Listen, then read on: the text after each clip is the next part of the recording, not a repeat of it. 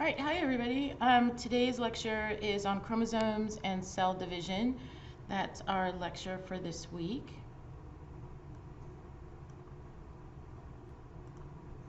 So let's go ahead and get started. So the first thing that I want to tell you about is we have a lot of terminology in this lecture. And as you're going through the lecture, what I want you to do is basically start to put together the puzzle pieces of information that you already have and start to connect them together with what you've already learned so that it all starts to make sense. There's a really important bit of information and terminology when it comes to cell division, and these are telomeres. And telomeres are a section of non-coding repetitive DNA that serves as this protective end cap at the end of the DNA. And it's kind of like at the end of a shoestring where you have that little plastic piece. That's kind of like what telomeres are like when you're thinking about how to wrap your head around telomeres. So their function is every time a cell divides, the telomere gets shorter. And after a critical number of cell divisions, that's usually about 80 to 90 in humans, then functional DNA is lost. And so the cell dies and it's no longer going to divide. So it basically gives a clock for the cell as to how long it gets to live and divide. Okay. This is an image of what telomeres actually look like. So this is a real image, and they're depicted here in this orangish sort of color that you see at the end. And so telomeres are really important.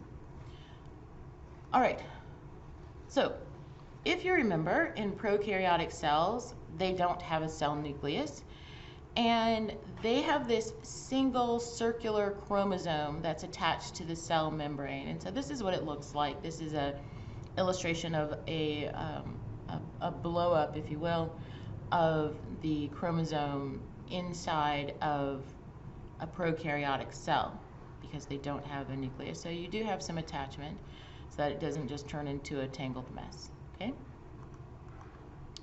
Now, when we look at prokaryotic and eukaryotic chromosomes, we've got a lot of terminology. So let's get through the terminology. So first, DNA. Deoxyribonucleic acid, which we talked about in the last lecture, and you got to see what that actually looks like on the atomic level. When we say chromatin, we're talking about DNA plus the histones, and I'll explain what histones are in just a minute.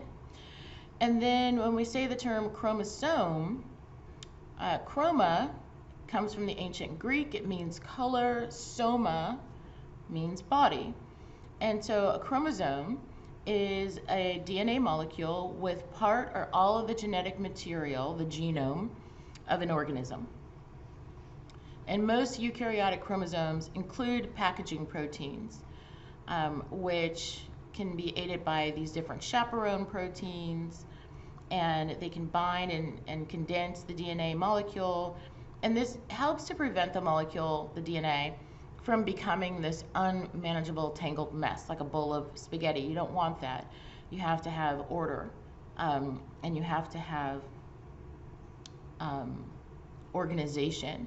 And so histones help with that. And so when you think about, the way I like to think about histones is, you know how when you have your earbuds and you take them out, you unplug them from your phone, you set them down and they become all tangled up?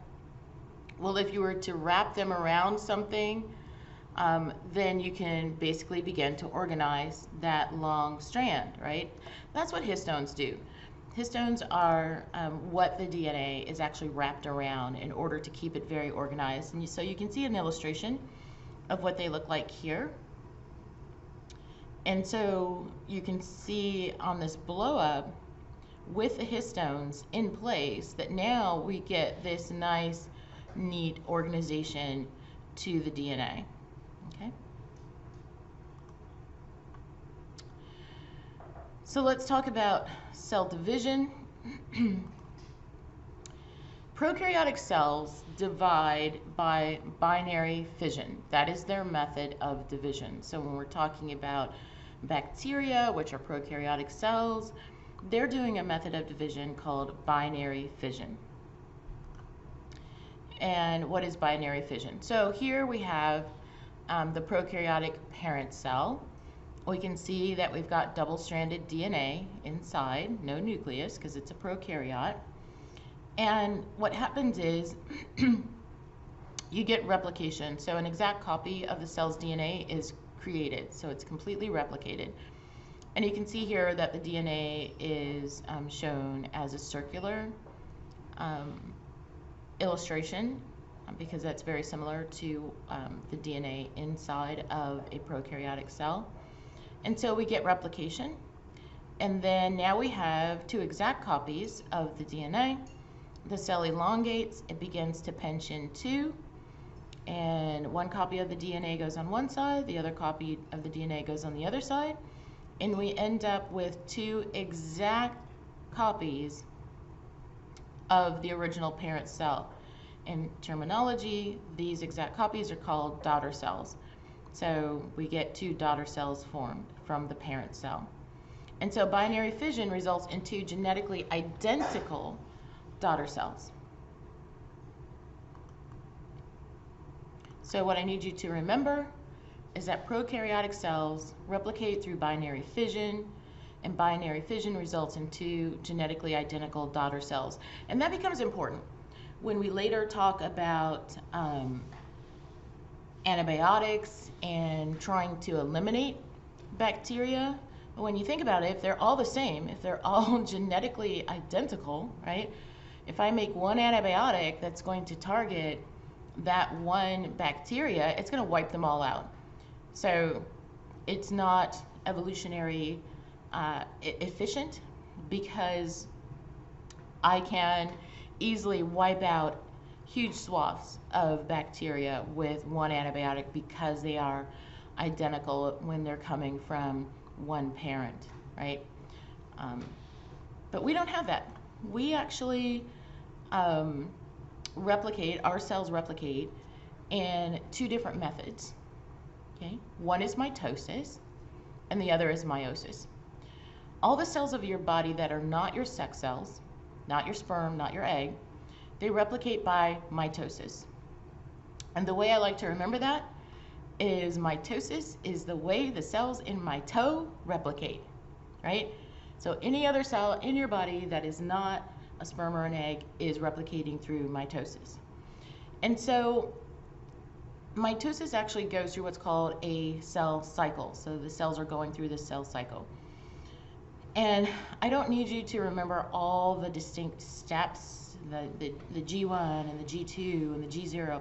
I don't need you to remember that. If you go further in science and biology, you will need to know that. But for now, I just need you to know that these different steps exist so that if somebody says, you know, we're in the cell cycle and it's at G0, you're not like, what? You're not totally confused. You know what they're talking about. Okay, so let's take a walk through it. So here we have the parent cell that's starting right here, if you follow my cursor. And we have a step in the cell cycle called G0, where some cells can pause going from G0 into this G1 phase, and they can pause at any of these phases, right? But some cells will pause in the G1 phase and enter a state called G0, which is a resting phase, and it's outside of the cell cycle, and some cells can actually stay in the G0 phase for days or even years. They just stay in this resting phase. Okay, then we carry on in the cell cycle. So here, let's just say our parent cell has decided that it is not going to stay in the G0 phase. It's not going to stay in the resting phase. It's going to move on to go ahead and replicate. So we get into the S phase. This is where the DNA is making, the cell's making preparations for division. Okay, every chromosome creates an exact copy of itself in a process called replication. So the DNA is replicating here in this S phase. Then we move to what's called the gap 2 phase. So this second period of growth and preparation for cell division. And then we move on to the mitotic phase, where the cells actually begin to separate. And so in this mitotic phase, the parent cell's nucleus with its duplicated chromosomes begin to divide. After it divides, then we have two separate cells, and the cells can choose to go on and carry on with their function, whatever they're designed to do. If they're in the liver, they're going to do the function of a liver cell.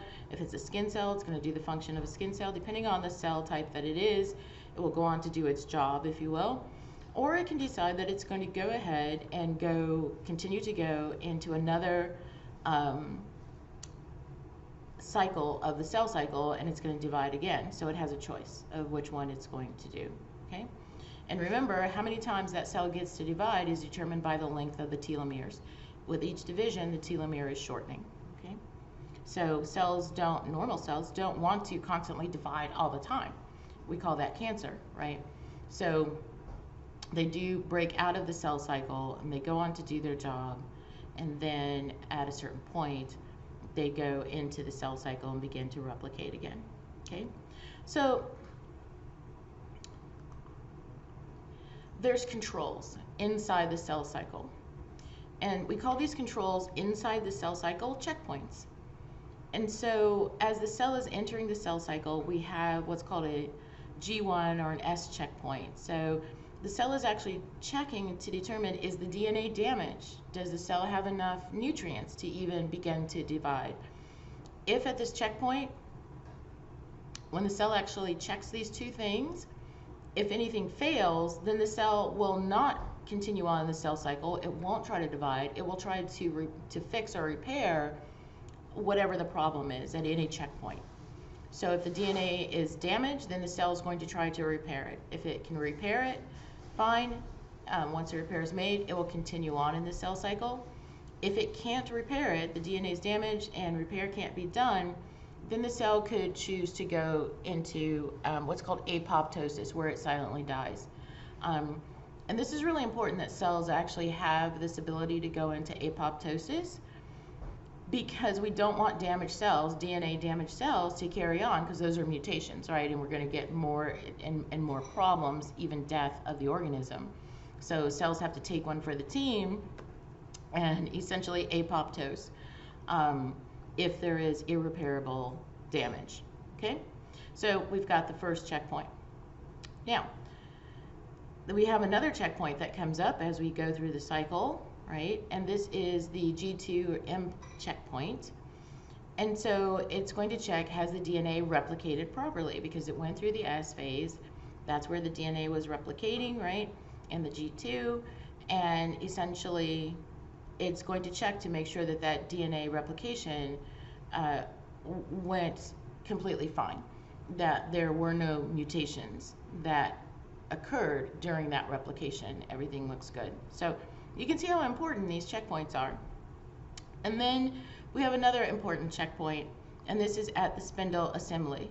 So remember that when you watch the video of the cells dividing, you can see that those spindles are the ones that actually pull the chromosomes apart, right? They look like little strings and fingers, and they pull the chromosomes apart.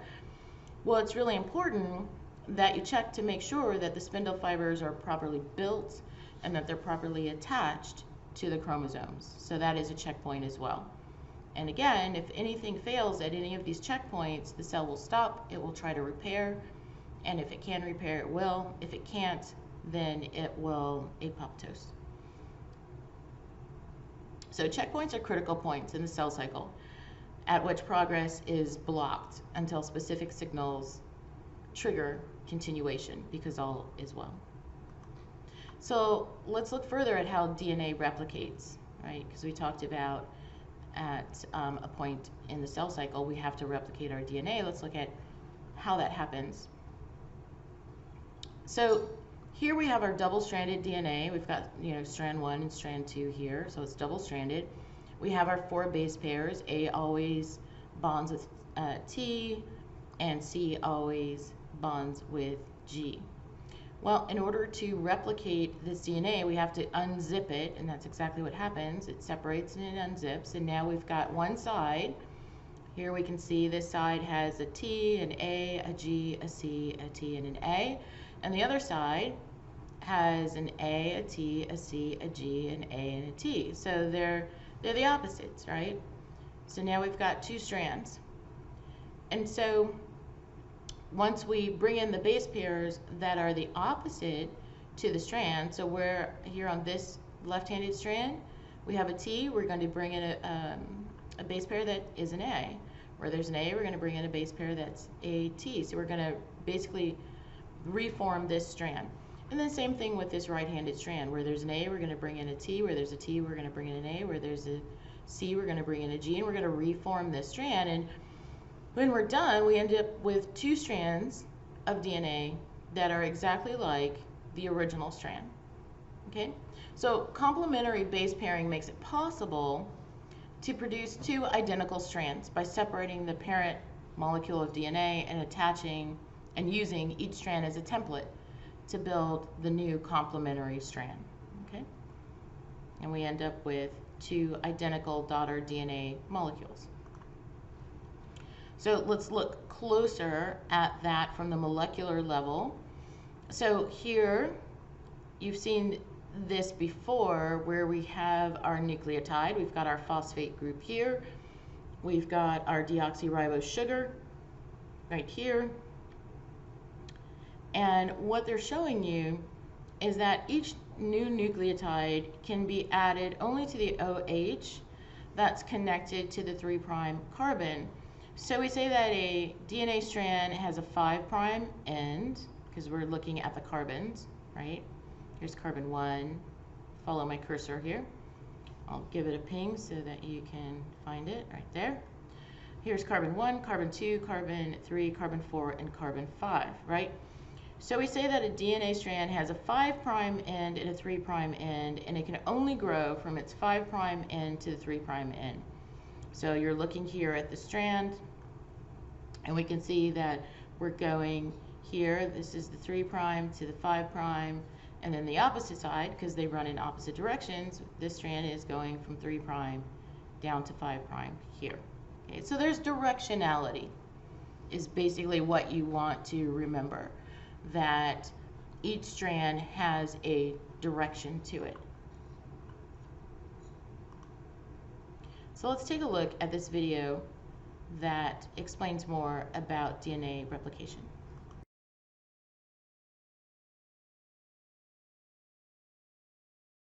DNA is a molecule made up of two strands, twisted around each other in a double helix shape. Each strand is made up of a sequence of 4 chemical bases, represented by the letters A, C, G, and T. The two strands are complementary. This means that wherever there's a T in one strand, there will be an A in the opposite strand, and wherever there's a C, there will be a G in the other strand. Each strand has a 5' end and a 3' end. The two strands run in opposite directions. This determines how each strand of DNA is replicated. The first step in DNA replication is to separate the two strands. This unzipping is done by an enzyme called helicase and results in the formation of a replication fork. The separated strands each provide a template for creating a new strand of DNA. An enzyme called primase starts the process.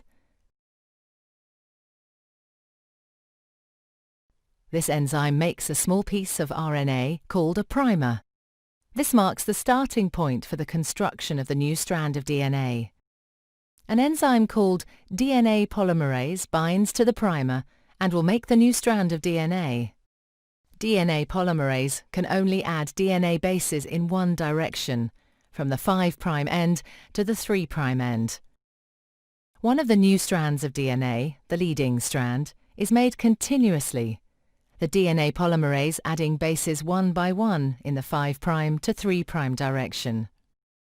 The other strand, the lagging strand, cannot be made in this continuous way because it runs in the opposite direction. The DNA polymerase can therefore only make this strand in a series of small chunks called Okazaki fragments.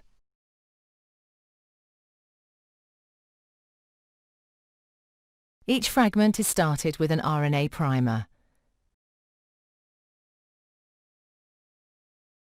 DNA polymerase then adds a short row of DNA bases in the 5' to 3' direction.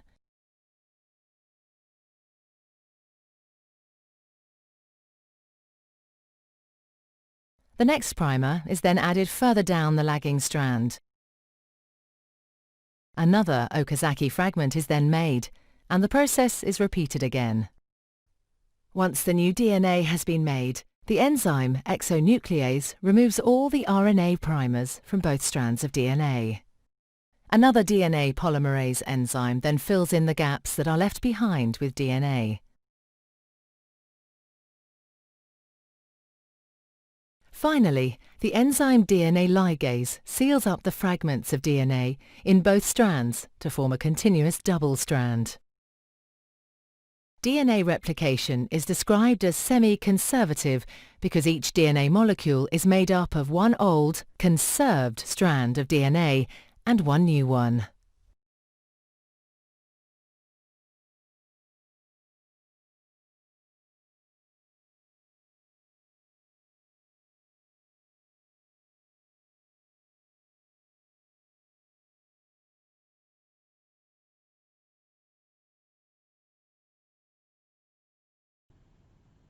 Okay, so now you can see how the process of DNA replication works. We're going to go into it in a little bit more detail. So let's take a look at this DNA replication overview. So the process of DNA replication occurs in 2 steps. So we've got unwinding and separation because we have our double-stranded DNA, so it's got to unwind. So the coiled double-stranded DNA molecule unwinds and separates into 2 strands. And then we've got reconstruction and elongation. And so the enzymes connect the appropriate nucleotides to the growing new strand, first synthesizing a short primer of RNA nucleotides complementary to the exposed bases, right? A's to T's, C's to G's, right? And then adding DNA nucleotides and replacing the primer DNA nucleotides with DNA, as you saw in the movie. And the really cool thing about this whole process is we can actually construct this synthetically. So this is part of what we do when we're doing PCR. So you've learned now, just sort of looking at the world functioning, that one of the gold standard tests that we have for COVID-19 is a PCR test. And the PCR test is using exactly what you see here. So the leading strand that we have is the DNA.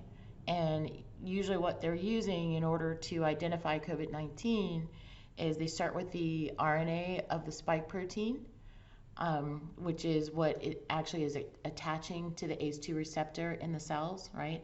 So the virus is spike protein. Because it's an RNA virus, we have to convert that into DNA, and that's fine. We basically just use the proper primer. So now we have the DNA code of that spike protein, and you've got to make more of it, right, in order to know that it's there. So maybe you do a swab of someone's nose or the back of the throat, and you pull up the virus itself. Well, in order to know that it's there, maybe you only pulled up a few viral particles, right? So you need to amplify that. And that's what PCR does. It's amplifying the DNA that's there. And so in a test tube, we can put our guide DNA that we have from the sample, right? And then basically we're putting in the enzymes and the primer. And then you're literally loading in a bunch of nucleotides. You're loading in the A's, T's, C's, and G's into that test tube in order to amplify it. And then you basically identify what you've amplified. And if what you've amplified is the spike protein of COVID-19, then you have your diagnosis, right? So understanding this DNA replication process is important because you can see how we now use it in diagnostics, okay? But um, we're looking at how the body is actually replicating DNA in order to do cell division, right? Whether it's mitosis or meiosis, we still have to replicate the DNA. And remember, in mitosis, I'm replicating the cells of my body, any cell that is not an egg cell or a sperm cell, because I need to replace them when they wear out. Cells get old, right? They need to be replaced. That's how we keep going, how we keep living. We're not just the mass of one cell that carries on forever. No, that cell has to go on and be replaced and refreshed. Or when you cut yourself, you have to make new cells in order to heal the wounds. So DNA replication is happening all the time in us. But I do want to show you a movie that shows you how this replication is happening in real time. So you can see how amazing this process really is. So let's see if we can get this movie to play. Using computer animation based on molecular research, we are now able to see how DNA is actually copied in living cells. You are looking at an assembly line of amazing miniature biochemical machines that are pulling apart the DNA double helix and cranking out a copy of each strand. The DNA to be copied enters the production line from bottom left. The whirling blue molecular machine is called helicase. It spins the DNA as fast as a jet engine as it unwinds the double helix into two strands. One strand is copied continuously and can be seen spooling off to the right. Things are not so simple for the other strand because it must be copied backwards.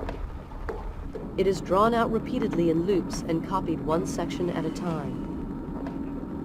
The end result is two new DNA molecules. It's pretty amazing, right? So when you watch the actual molecular machinery working in real time, you can see how incredible it is, and how fast the DNA actually can be replicated. So pretty amazing process that happens in our bodies all the time, every day, without us thinking about it. So this is just a cute picture, sort of using the symbolism of DNA as spaghetti. And the fact that we do have organization to it. It's not just this mass of strands that are just a tangled mass of genetic material that's there. We have the histones that the DNA wraps around in order to keep it organized, right? And then when we go to replicate, there is an entire process that happens in order to keep this organization. All right, so let's talk about the need for new cells. So not only do we as eukaryotes, as humans, we have a need for new cells, but plants do too. And you can see that when we take a look at the tip of a root of a plant. So this is where the most rapid cell division is happening in plants. And so in your microscope lab, you took a look at a root tip, and you could see that the cells actually are actively replicating, which is a lot of fun to take a look at that under the microscope because you can see those cells under the microscope. But every day when you're shaving your legs, under your arms, shaving your face, the act of shaving is damaging thousands of cells, all of which have to be replaced.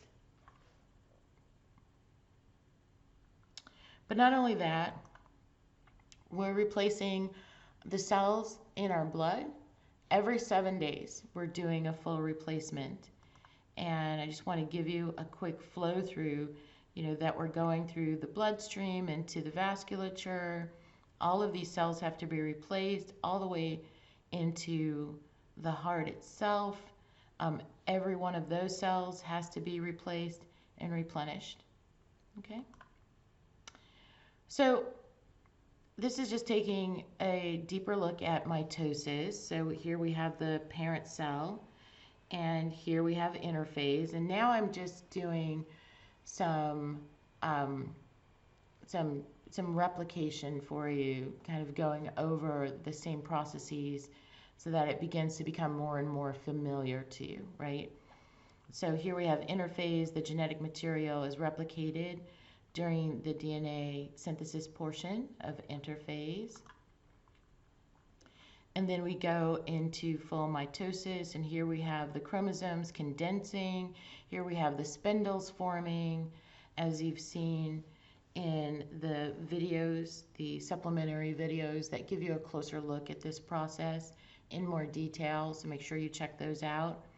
And then we see the chromosomes line up in the middle of the cell, and then each chromosome is pulled apart from its duplicate because it's been replicated. So it has a duplicate chromosome, right? It has a daughter chromosome. And then new nuclear membranes are formed around each complete set of chromosomes, and the cell divides. We have cytokinesis happening. And so, it's a pretty fascinating process, right? And this is a look at cells actually separating. And this is an actual image. It's colorized so that we can kind of get a better view of what's happening with the two cells. But you can see they're here. If you follow my cursor, they're at the point of separating. So let's take a closer look at the genetic material during cell division, what's happening. So chromosomes.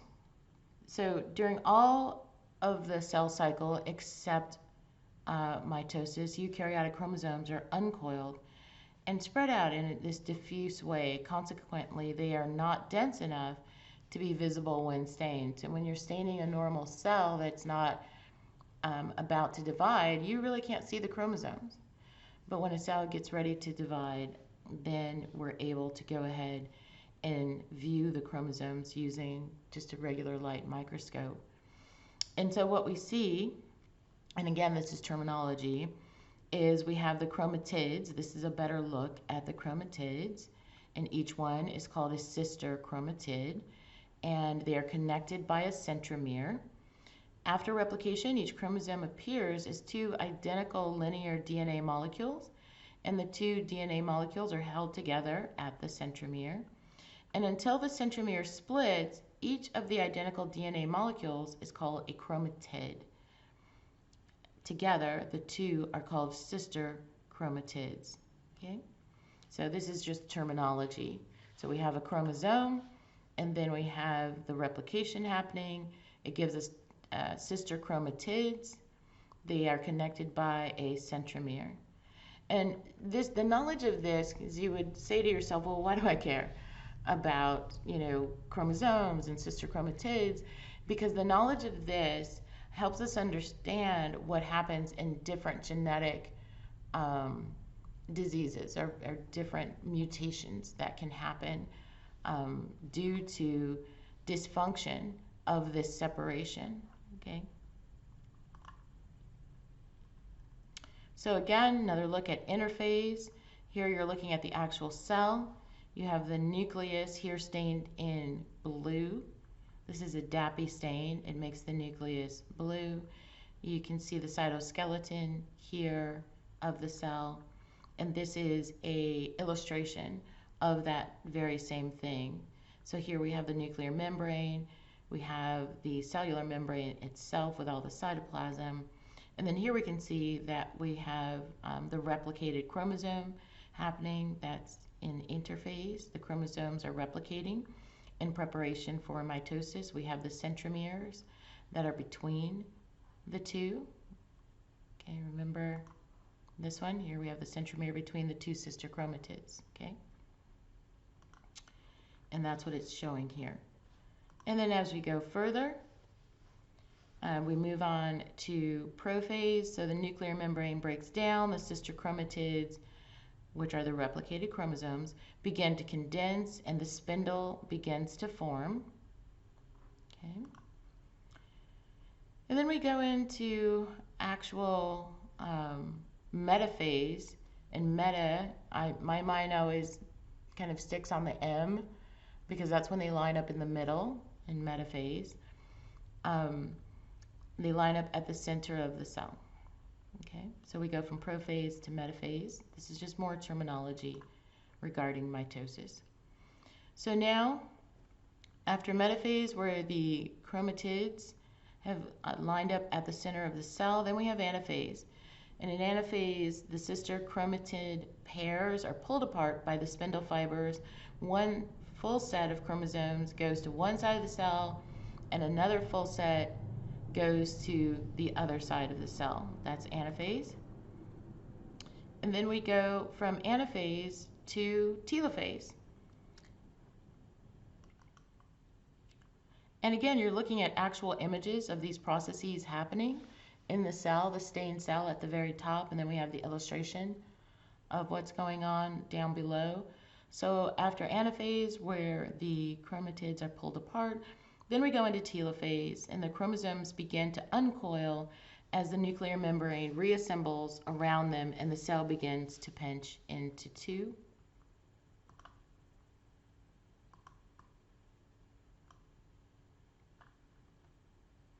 Okay. And then we go from telophase into cytokinesis, where now the cytoplasm is divided into the two daughter cells. And pretty much we are done with mitosis. We now have two identical cells that have replicated. Okay? So from one parent cell, we now have two daughter cells. But let's look at what happens when things go wrong with this whole process of mitosis. So when things do go wrong, this is called cancer. And so this is exactly what cancer is. So cancer cells have several features that you need to know that distinguish them from normal cells. So number one, normal cells, when they divide, they will only divide until they bump up against other cells or tissues, at which point they stop dividing. So they have what's called contact inhibition. Normal cells have contact inhibition. They will stop once they're up against each other, okay? But cancer cells have no contact inhibition. They have lost their contact inhibition, and they will ignore the signals that tell them to stop dividing because they've bumped up against other cells. They will continue to divide over and over, piling up on each other. And that is what builds the cancer tumor, the mass that you know as cancer. It's because of this loss of contact inhibition, okay? Another key feature of cancer cells is they divide indefinitely. Cancer cells are actually immortal. They can continue to divide forever. There's a really good book, if you guys are looking for a good book to read, and it's called The Immortal Life of Henrietta Lacks. And she is one who the very first cell line was derived from. So a doctor took a sample of a tumor that she had in her reproductive tract, and he put those cells on a petri dish, and he found that they just took over, they grew and took over the petri dish. And so he basically, took them off the petri dish, split them in two, and just kept putting them on more and more petri dishes, and they kept growing. And he started giving out the petri dishes to other scientists to take a look at. And eventually he started a company and started selling her cells, giving no money to her family. She died, of course, of the cancer. And the cells that were taken from her are still used today in research. And so this book really lays out how the very first cancer cell lines were derived and created. So cancer cells, even though she's dead and gone, and this was many, many years ago, but her cells still continue to live on in the lab, her cancer cells, because they are immortal. They will divide indefinitely. They have no stop mechanism. for cell division. The other hallmark of cancer cells is they have reduced, quote, stickiness, right? So the membranes of cancer cells tend to have reduced adhesiveness. That is the scientific word for stickiness. They have reduced adhesiveness, causing them to stick to each other less than other non-cancerous cells. So what does that mean? That means that they don't have to adhere down to a substrate. So in normal cells, as you can see here on the left, if you follow my cursor, you can see that they are very orderly, right? Because of that contact inhibition. And they have to actually adhere to a substrate. That's why we have tissues. That's why we are solid in the way we are, is because our normal cells have to adhere down to and form different tissues, right? But cancer cells have lost that adhesiveness. They can lift off and go into the bloodstream and go to different areas of the body. And that is what we call cancer metastases, when they lift off and they go to different areas. And that is what can cause death, right? So you can have a tumor that starts out in, say, a different place in the body, and because of this lack of adhesiveness, the fact that they can lift off and go into the bloodstream and go to different areas of the body, then they can go to the lungs, they can go to the brain, they can go to the liver, they can go to these vital centers, and that's where they cause death. So here we see this malignant tumor developing in a patient's lung tissue, and as the tumor gets larger, it begins to take up more and more space, and it starts pressing against neighboring cells and tissues. And so not only is it cutting off the blood supply here as it's growing, it's going to eventually cut off the blood supply in this vessel, which supplies all these normal cells here. So all these healthy cells downstream are going to die. The cancer cell itself will begin to call in new vasculature to feed itself. And that's why tumors tend to be very vascular, because you've got these cells that are rapidly dividing. They need a lot of glucose, right? To have the energy to do that cell division. And so they will actually use cytokines, special signaling molecules, to call in the body to actually supply it with its own vasculature. And so these growing tumor cells can encroach on other cells and tissues, disrupting function, co-opting resources, and eventually causing death. Okay. Here what we're looking at is what's called a PET scan.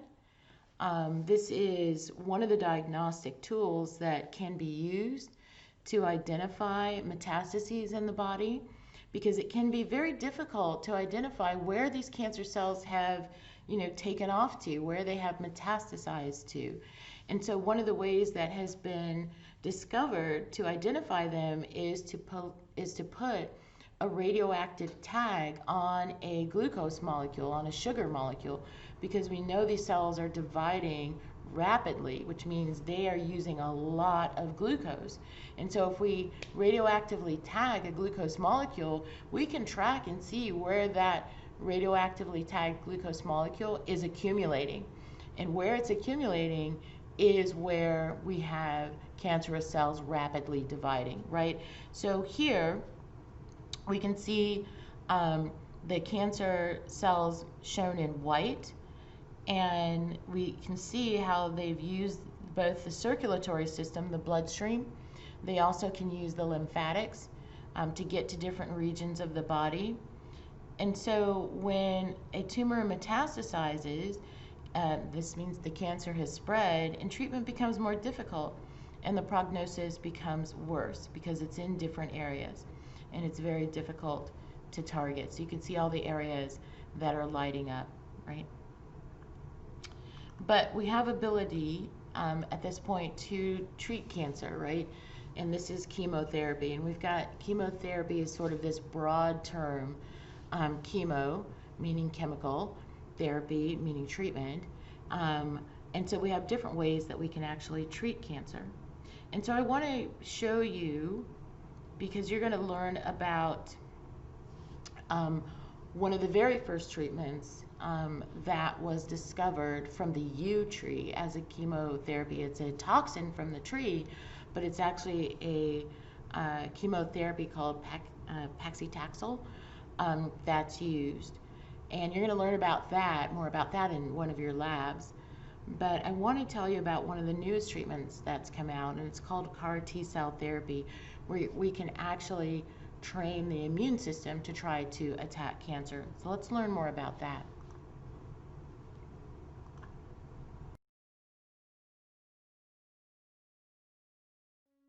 When it comes to fighting cancer, the most important battle happens in the immune system. And leading this fight are T cells, the soldiers of the immune system.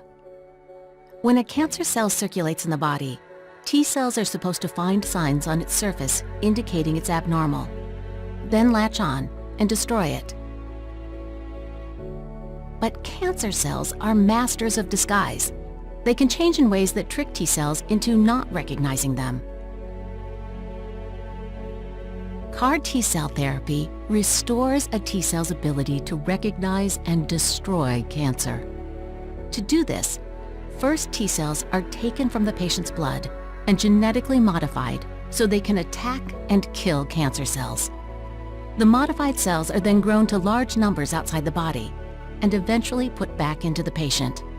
Once they are inside the patient's body, the re-engineered T-cells continue multiplying and patrolling the body to destroy cancer cells. The hope? That this will give the patient's immune system the advantage against the cancer. CAR T-cell therapy is one way City of Hope scientists are empowering a patient's own immune system to fight cancer. Okay, so cancer cells are really tricky, as you can see. And the amazing thing about cancer cells is they are the same cells as the person's own cells, right? They've just gone rogue.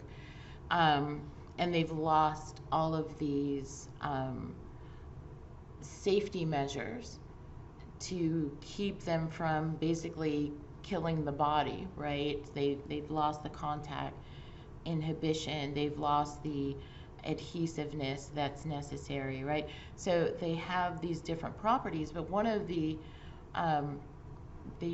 sort of ingenious properties that it has is, you know, every day as you get older, we're constantly making these rogue cells, right? You are making cancer cells. It just happens you get these mutations that are in these vital regions of the DNA that control, say, contact inhibition or adhesiveness. And if you get a mutation in those centers, you're going to make a cancer cell, right? But the body actually has a plan to handle that, and it handles it very well, as you can see, because most people don't develop cancer, even though we're making cancer cells all the time. And that's because our T cells, which is one part of the immune system, they patrol, and they constantly are querying cells through the receptors to find out, is the cell normal? And so what happens normally is the T cell is always going through our bloodstream. It's going to every cell. These T cells are going to every cell in your body, and it is basically querying the cell, are you normal? Are you abnormal? And a normal cell will say when it's abnormal. So a normal cell, when it's abnormal and a T cell comes along and says, are you okay? Is everything fine? A normal cell that has a mutation that could be deadly to the body will signal back to the T cell, no, I am not normal. I have a mutation. I can't shut myself down.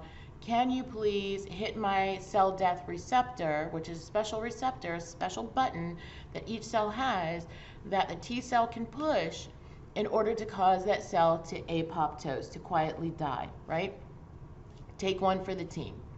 And that's what a normal cell does. The T cell comes along, are you okay? Are you normal? The cell will signal back, I'm perfectly fine, if it's perfectly fine, or it will signal back, no, something has gone seriously wrong, I need you to hit my cell death receptor. The T cell does that, and everything carries on just fine. This is what's happening normally every day in our bodies. The T cells are surveilling every cell. But here's what a cancer cell does. The T cell comes to the cancer cell, and the T cell says, are you okay? Are you normal? Is everything fine? And the cancer cell says, I am perfectly fine. Even though it's got this massive mutations, right, that makes it completely dangerous for the body, it will signal to the T cell, I am perfectly fine. Kind of like this, I am not the droid you seek, right? It's kind of Jedi mind tricking the T cell. And as the T cell turns away to go surveil another cell, then the cancer cell will hit the T cell's cell death receptor and cause the T cell to actually apoptose, which is pretty mind-blowing, right? But what CAR T cell therapy does is it takes the person's T cells, and it will, in a petri dish, we will take a sample of the blood, we will separate out the T cells of the person, we will put a sample of the person's tumor into the petri dish, and then you put the T cells there and you see which T cells actually attack the tumor. And then you isolate those T cells that actively attack the tumor cells and kill the tumor cells. You select just those, and essentially you expand them out, you grow them out so that you have more. And then you inject those cells that can recognize the cancer, you inject them back into the person. So now you're giving them their own cells back. They're now just the trained ones to attack the tumor so that they will go and attack the tumor. And that is CAR T cell therapy. And it has worked very well in certain tumors. It doesn't work in every form of cancer. And that is the difficulty that we have. It works very well in some forms of cancer. But the other difficulty and the other challenge that we have when we're talking about different chemotherapeutics and chemotherapies is the cost, right? So just to kind of give you an idea, when factoring in all the costs associated with this chimeric antigen receptor T cell therapy, hospitals can charge as much as $1.5 million for that treatment, for CAR T cell treatment. The range is anywhere from $375,000 and up. Well, this starts to begin to, bring ethics into the conversation of medical treatment. So who's going to be able to afford to live, right? Because now that's what it boils down to, is do you have either the cash to pay for these types of therapies or the insurance that's going to pay for these type of therapies when they become so outrageously expensive. And so the drug companies basically try to justify these costs by saying, well, we've had to expend out of our pocket, millions of dollars to the tune of close to billions of dollars to even develop the therapies. We had to hire the scientists. We had to basically, pay for the labs. We had to do all these testings and experiments to even develop the therapies. And so these treatments cost so much because we have to recoup those costs. But when you look at the actual true dollar figures as to what it truly costs to develop the drugs and medications versus what's being charged to the individual patient, right now we're in a time and space where those things just don't match up, that we're looking at huge levels of profits that are being made by pharmaceutical and drug companies. And the question is, should there be some limit as to what can be charged for therapies that are the only ones available to save a life? Should there be a line drawn where it should just only be the true cost and not these massive profit numbers that are being put out there? 1.5 million for one treatment of it. That starts to get into these really crazy numbers that we have to address as we move forward and we develop these new therapies to save lives. So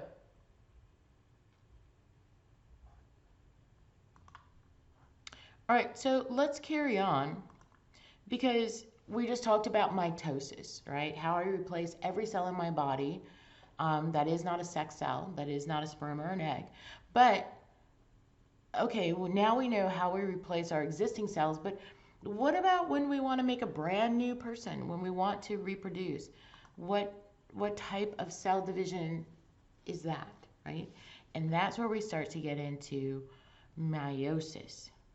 So here we've got a actual look, colorized image, which is an actual image that was taken of a sperm entering an egg. So we're going to talk about understanding some terminology that goes along with reproduction and meiosis. So here we have a look at our chromosomes. So we've got 23 pairs, right? So here is chromosome 1, chromosome 2, 3. You basically have one from your mother, one from your father. They are crossed over, right? But we've got 23 pairs. And the 23rd pair is the sex chromosome. So you either have an X or a Y. We'll talk about some different variations of that can happen. But the X and the Y make the 23rd pair. And that's how we actually end up with 46 in total, because 23 pairs, if we count them up, that it equals 46 chromosomes. So let's talk about terminology. Autosomal. When I say an autosomal chromosome, that's a chromosome that is not a sex chromosome. It's not an X, it's not a Y. All of these, 1 through 22, are autosomal chromosomes, okay? And then we have the sex chromosomes. More terminology.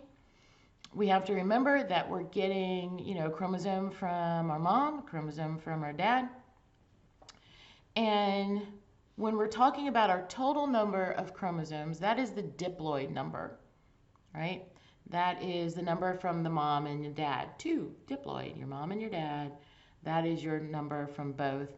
That is the number that all of our cells have. Every cell in your body, except your gametes, every cell in your body has 46 chromosomes. Your diploid number, which I will ask you on an exam, your diploid number is 46 chromosomes. But we've got to, when you think about it, okay, well, if each of our cells has 46 chromosomes, if I need to make another person that has to have 46 chromosomes, then that means the sperm and the egg have to have half that number, right? They have to have 23. So that when an egg that has 23 meets a sperm that has 23, they come together. Now that individual is going to have 46 chromosomes. So somehow we've got to get down to 23 chromosomes in the sperm and the egg. And that number, that 23 number, is the haploid number, right? Half. So diploid number, the full number of chromosomes that you have, 46. Our diploid number as humans is 46. Our haploid number, the number that is in the sperm, the number that's in the egg, is 23. Our haploid number is 23. Okay? And it's different for different species. So I don't want you to think that the chromosome number that humans have is the same as the chromosome number for all organisms on the planet. It's not true, right? Each organism may have its own, each species may have its own separate chromosomal number, okay?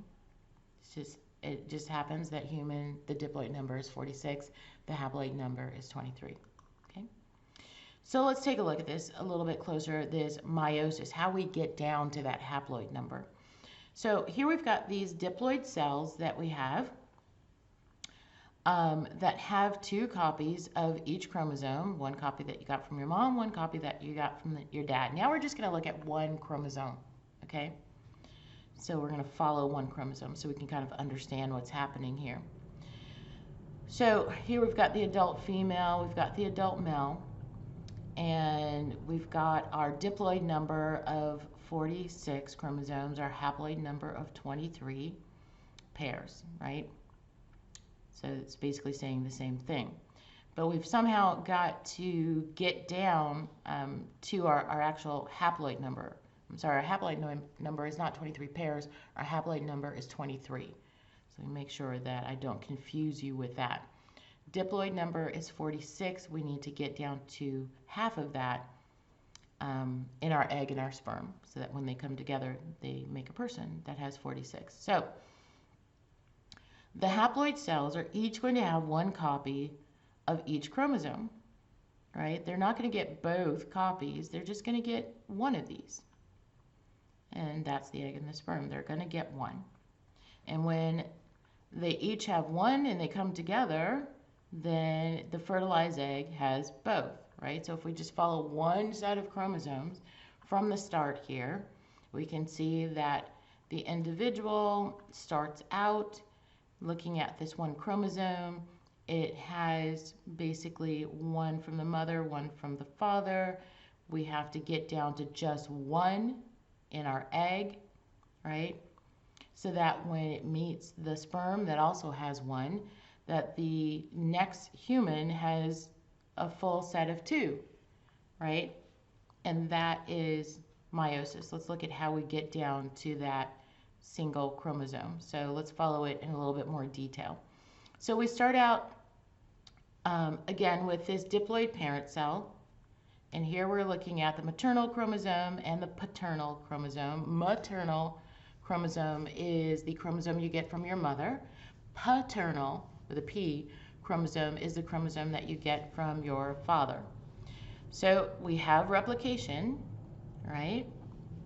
So the cell basically is duplicating the chromosomes. As you can see, we have a duplication we have the sister chromatids as normal, right? Then we split into two cells, right? This is meiosis 1. So the first division, we're taking our first duplication and putting it into one cell. We're taking this other chromosomal duplication, putting it into another cell. And then that way, when we get to meiosis 2, now each of these chromosomes are going to separate into one daughter cell, okay? So now, say these are all sperm. So now each sperm has one chromosome, as it should. So when it meets an egg that has the other matching chromosome, that we have a full complement for the individual. But the sperm and the egg have to only have half.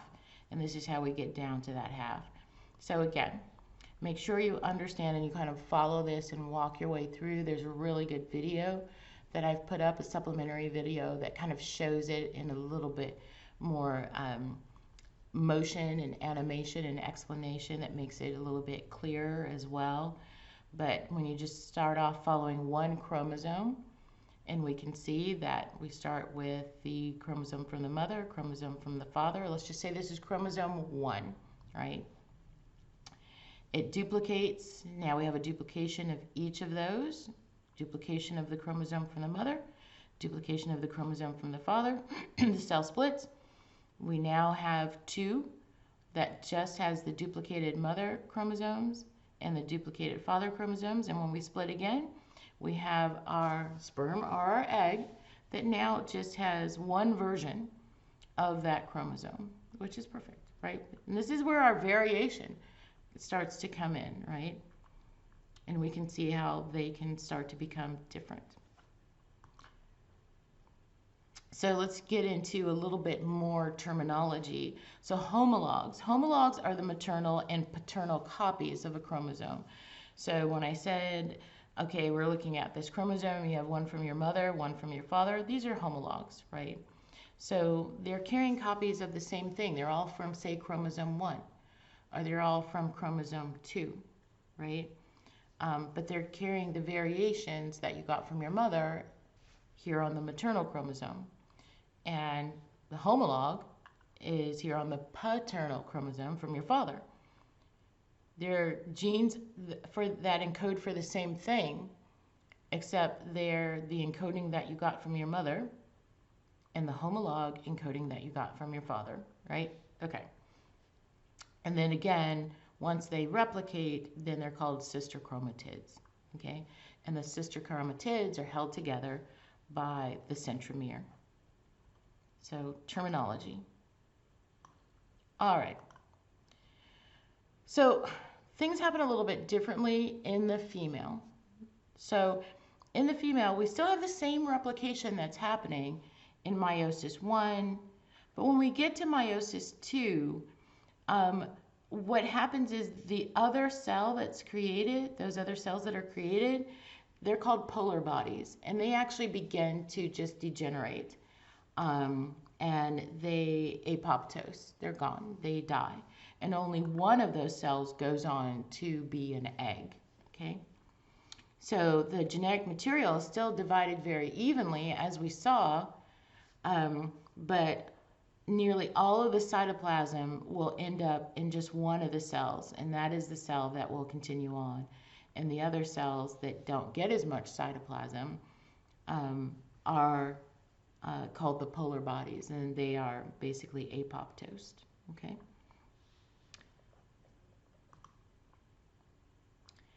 And so when we're kind of following the gamete, because now we're looking at 2 chromosomes here, right? So we can see that we're still getting the same cell division, right? We're still getting that same separation, except that the rest of the cells are not carrying on. So we're still getting that division. So here we have chromosome 1, chromosome 2. We have the maternal and the paternal one, right? We still are getting the division as we normally would have, but once we get down to the final division in meiosis 2, all the other additional cells are apoptosed. And that's how we end up with one egg. And that's why we have more sperm than we have egg, right? Because the other cells that are created during meiosis in the female don't carry on. We don't have that many eggs. Now, when you look at the video, the supplementary video on meiosis, that video was made a little bit earlier, and a new discovery was made since that video was made. And there's a statement that's made in the video that says that females are born with all the eggs that they're going to have. And it turns out we have found stem cells in the ovary, which means that we do have cells, stem cells, in the ovary that can go ahead and go into this cell division and make more eggs. So you're not born, if you're female, with all the eggs you will ever make. We actually do have stem cells in the ovary that we did not know of before. So that is a new discovery. Okay. But let's go on to look at how this source of genetic variation actually occurs. So we're not just clones of our parents. Why are we not clones of our parents? That's because we have this crossing over that happens during meiosis. So when you have your alleles, when you have your different variants of a gene that you got from your mother and you got from your father, so just let's just use sort of a coloration example because it's easier to think of this. So say you have an allele for brown hair from your mother and you have an allele for red hair from your father, right?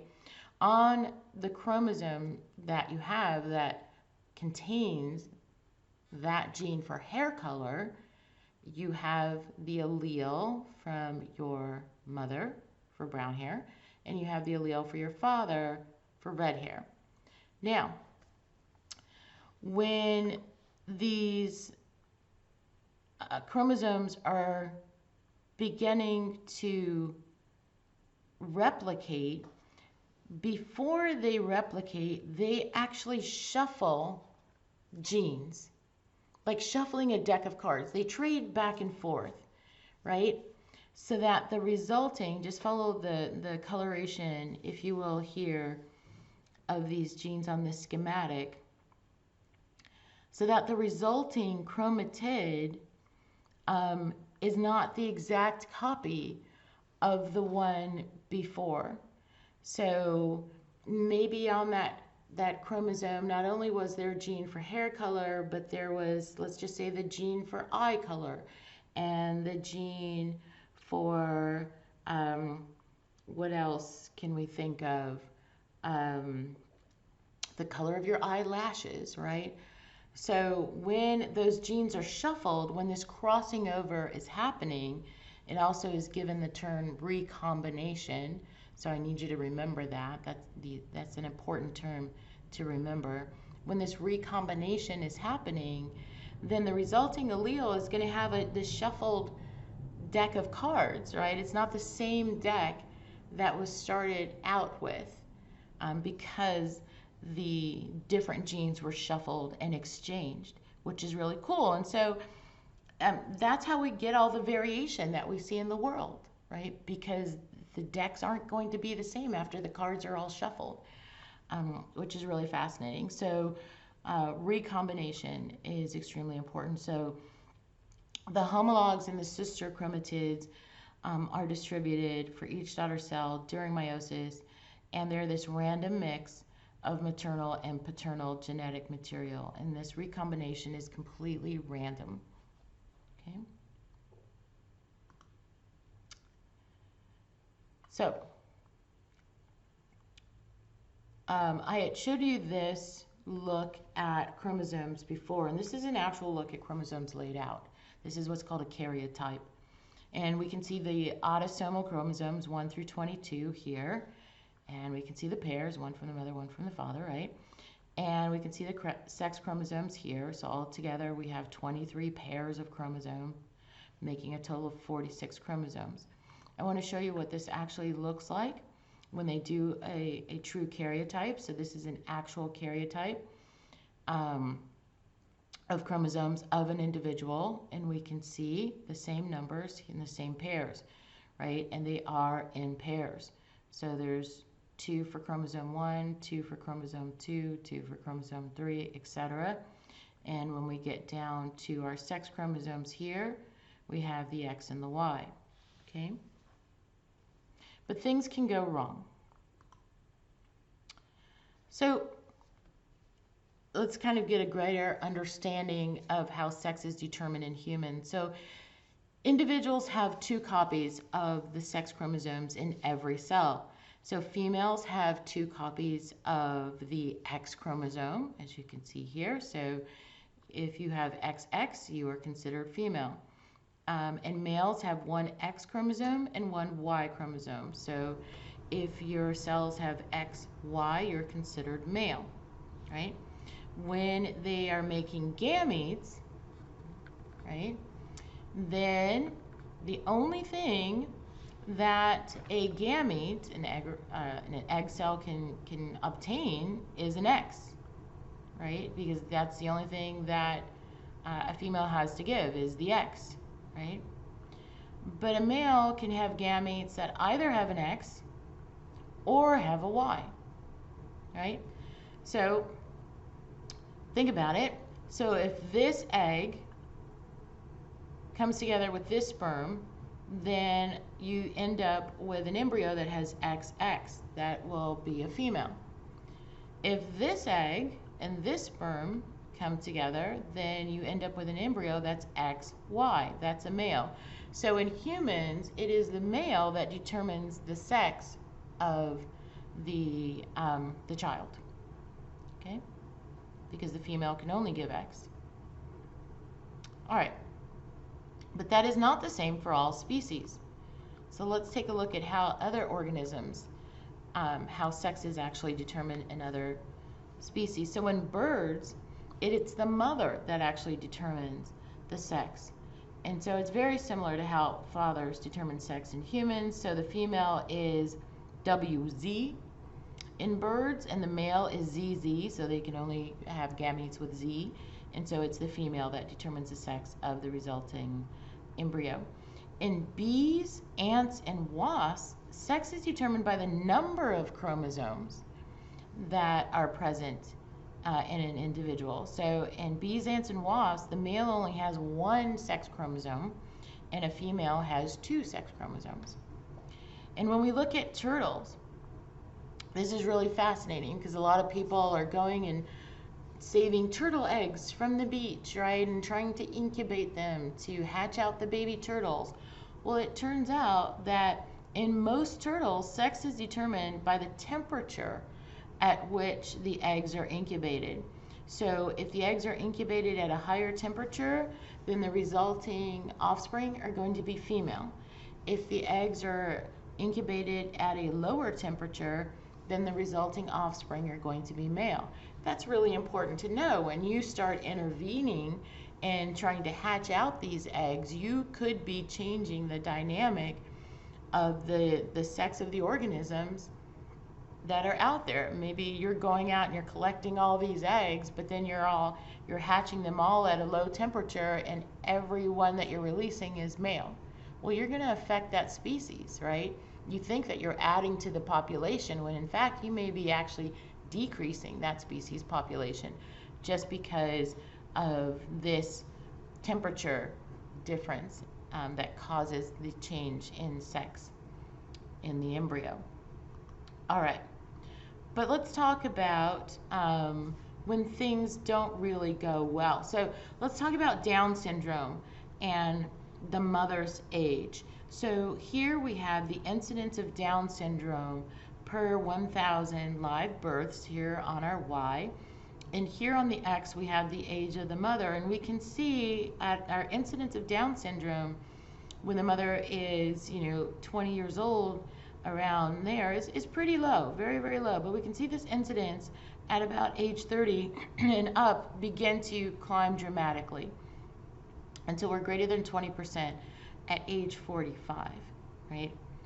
But there was a study that was done in Norway that also showed that, and this is a 1981 study, that we see that same climb in incidence of Down syndrome associated with the father's age as well. So here we have the father's age down here on the X, and we have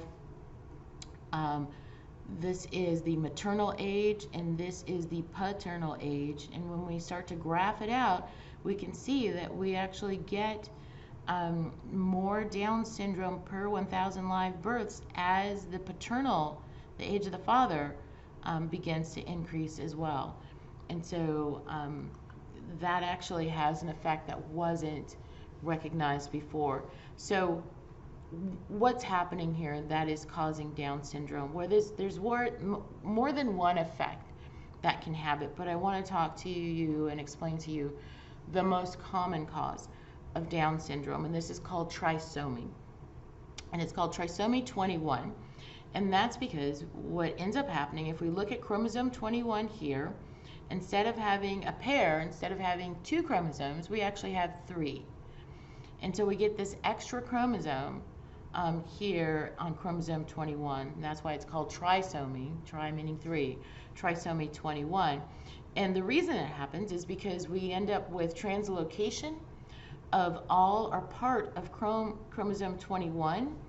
Can also happen to chromosome 14 or 15, right? So that is another way that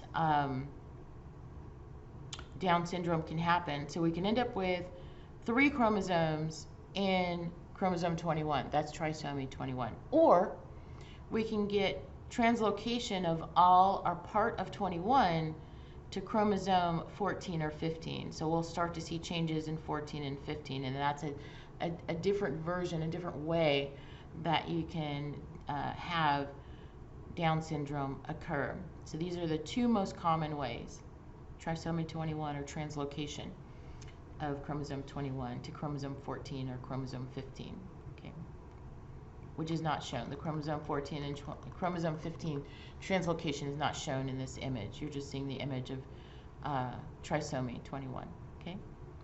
And this effect of having 3 chromosomes in 21, having trisomy 21, can affect the phenotype of the individual. So what's the phenotype? So when I tell you that we have trisomy 21. I'm talking about the genotype, what's happening on the gene level, right? What's happening with the DNA, with the chromosomes. That's genotype. But phenotype are things that you can see, that you can experience. And so what happens to the genotype can affect the phenotype. And so we can see these phenotypic changes that are very indicative of Down syndrome. So the wide face, the change in the eyes, etc. Usually there's some difference in learning ability. And so that is phenotypic changes. So again, this is terminology. So when I'm talking about what's happening with the chromosomes and the DNA, I'm talking about what's happening with the genotype. When I'm talking about what's happening that you can see with the individual, the organism itself, either what you can see visually, what you can hear, what you can test and understand, then those are phenotypes, phenotypic changes, okay? Extremely important terminology, phenotype and genotype. But this is really interesting. For a long time, this skeleton was found, and this was found in Chile decades ago. And people were saying, oh, this is evidence of aliens. Look, this is an alien skeleton. Well, you know, we recently developed the ability to actually look at the genome. And so the genome of this skeleton was actually sequenced. And when it turns out this is very much a human skeleton, but it has a huge host of mutations that are linked with the dysplasia that you see here. So when they ran the genotype of this individual, there were mutations in gene COL1A, COL2A1, KM2DD, FLNB, multiple mutations in genes. And all of these mutations have been previously linked with diseases of small stature, rib abnormalities, cranial malformations, premature joint fusion, osteochondroplasia, also known as skeletal chondroplasia, and it explains everything that we see here. So being able to sequence the genome has really been enlightening for us and for humans, and in explaining a lot of things. This is probably why this fetus did not survive, right? Because of this multitude of genetic abnormalities that it had. All right. And so we use this knowledge as always, and now we have the ability to do amniocentesis. And what amniocentesis is, as you can see here, is during pregnancy, we can use the ultrasound to basically see, as you can see on the screen, to guide us. A needle is placed into the uterus, and basically the fluid, the amniotic fluid, some of it is removed and sampled, and that's because as the fetus is growing, it's shedding some cells and it's shedding DNA, right? So we're able to actually obtain that. And so the DNA is removed, and we can genotype the DNA of the fetus from the amniotic sample. So that's amniocentesis. That's what that is. Now, it doesn't come without risks and dangers, because as you can imagine, when you stick a needle into a uterus that is pregnant, you could trigger a delivery. And of course, that's going to be premature, and the baby may not make it. So there is that risk. So it's not done for every pregnancy. It's only done with very, very high risk pregnancies where you need to go ahead and determine if there are any genetic abnormalities, because maybe it runs in the mother's family or the father's family, or you have a mother that is very advanced in age or a father that's very advanced in age. and you want to know whether or not you have any of these genotypic abnormalities that have happened. Okay.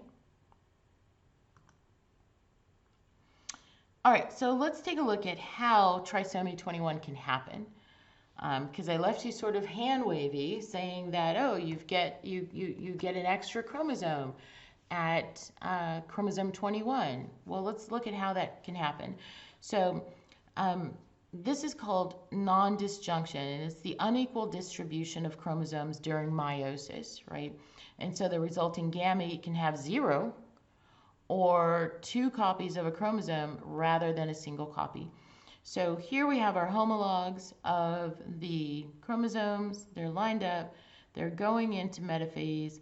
But what happens when the spindle pulls them apart, the homologs do not separate.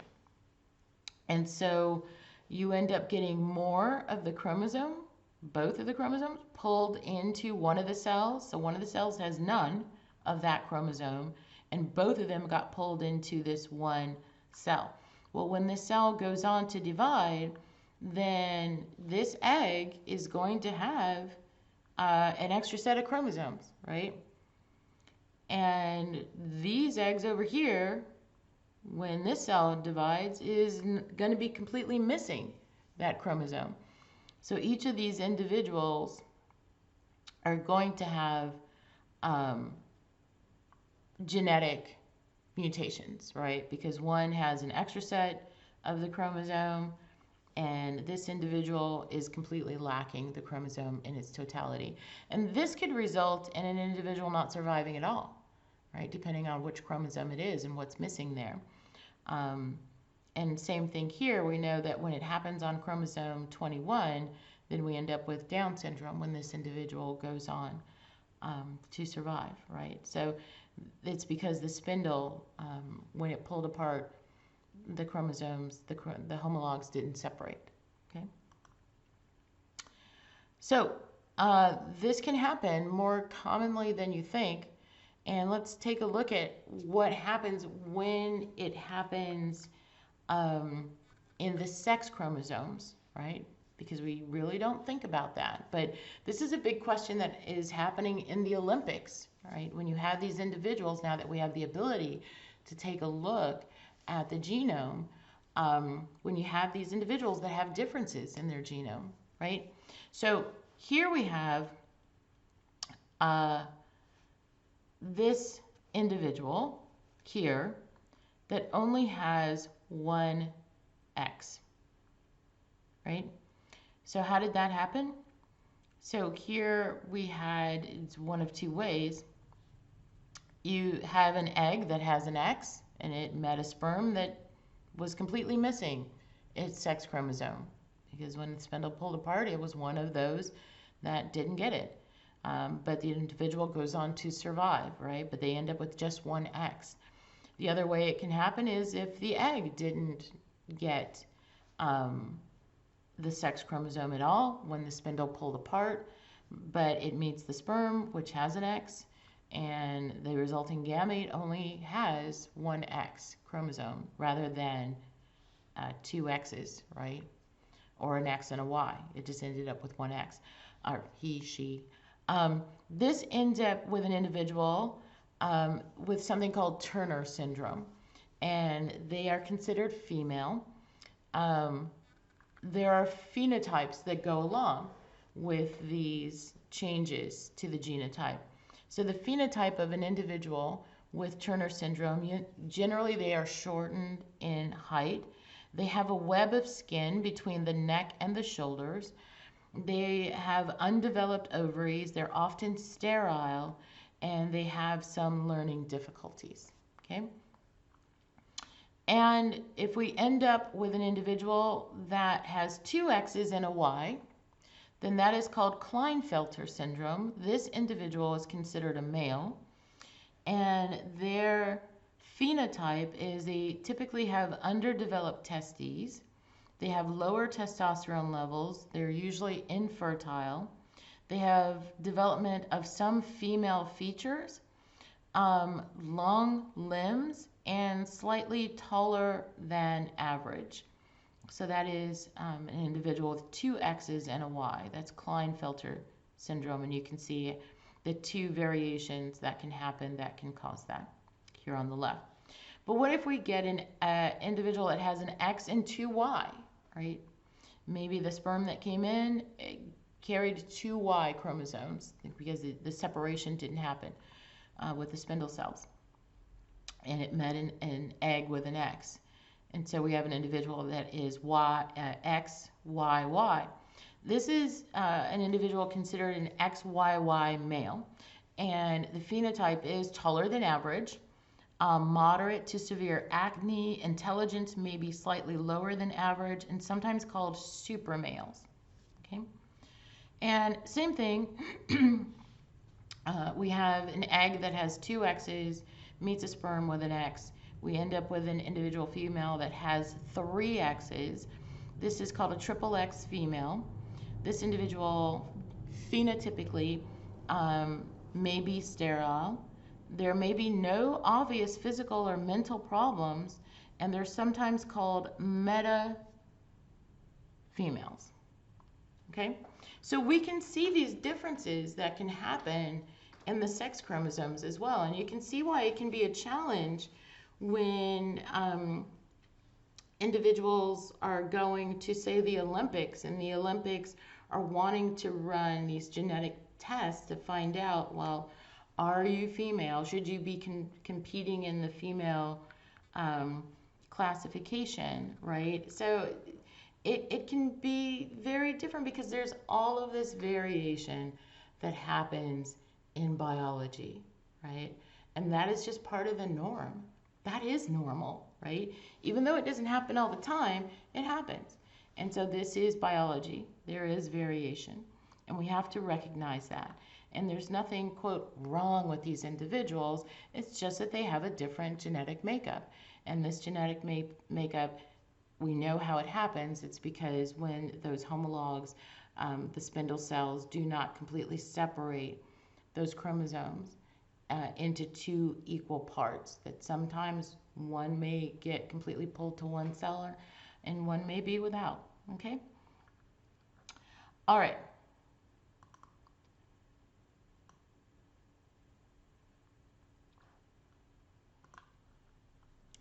Okay, we're going to continue on with reproduction and development. Going from two parents to one embryo to one baby. Okay, so learning objective is explain how animals reproduce, describe how male and female reproductive systems have important similarities and differences, to be able to discuss how sex can lead to fertilization, but it can also spread sexually transmitted diseases, describe the process of human development and specific stages in which it occurs, and be able to explain how reproductive technology has benefits and dangers. So how do animals reproduce? So reproductive issues are on the rise ethically, right? You have one in your discussion. So the more we know about how these things work, the more complicated it actually becomes. So advances in assisted reproductive technology are giving rise to these complex legal battles and ethical dilemmas that have to be considered, right? And so when we talk about reproduction, organisms have two different ways of reproducing, right? They can either reproduce sexually or they can reproduce asexually.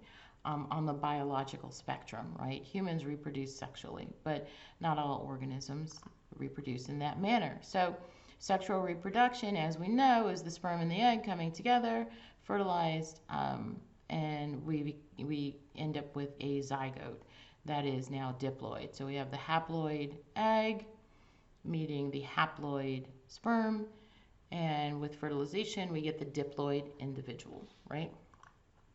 And some of the advantages of sexual reproduction are the offspring are genetically different from each other. And you get this variation, right?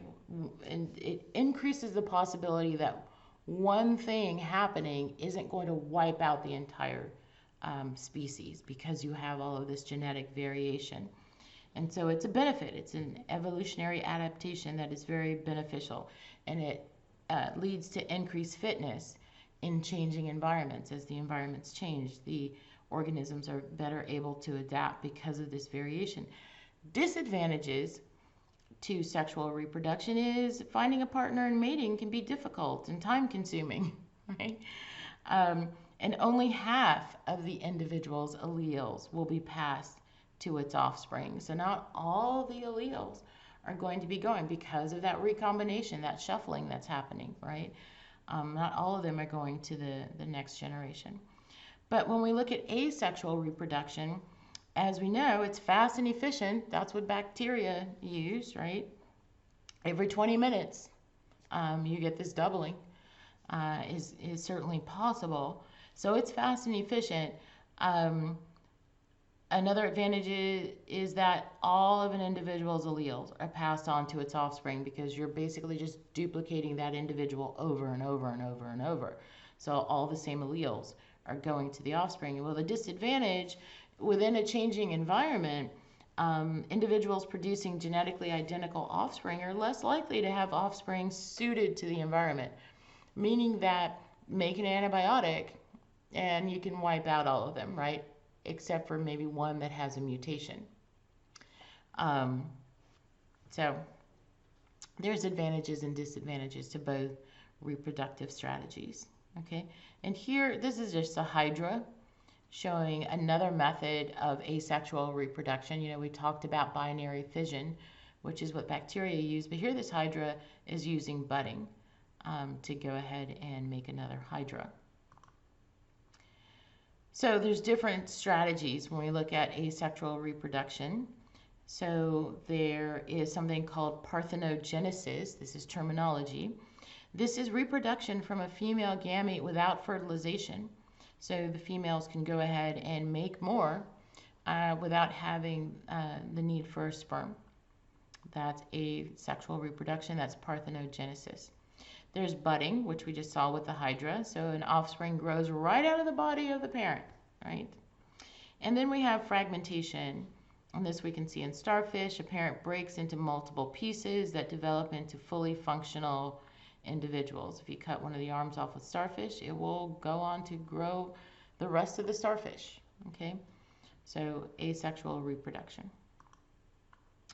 So asexual reproduction can be fast.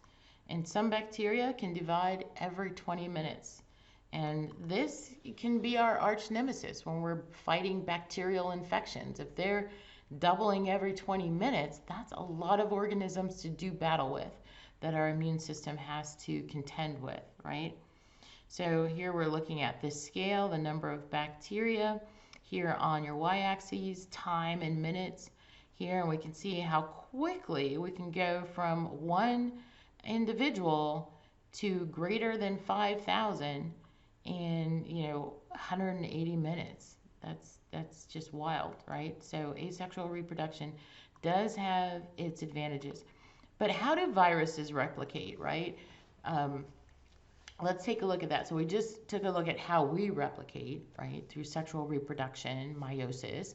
We took a look at how bacteria replicate using binary fission, right? And we've looked at how some other organisms replicate using asexual reproduction, parthenogenesis, budding, fragmentation, right? But what about viruses? How do they actually replicate? Well, we looked at this slide once before when we were talking about COVID-19, and we saw that when COVID-19 gains entry through using the spike protein that it has, it gains entry to the cell by docking to the ACE2 receptor. The cell brings it in, and then it says, well, replication happens, right? And it coverts basically the cell's machinery. It coverts the ribosomes and the rough endoplasmic reticulum to start pumping out more viral proteins and making more virus parts, right? And putting it together to make more virus particles, and then those virus particles are released. I want you to take a look at this video that explains in a little bit more detail how that replication happens.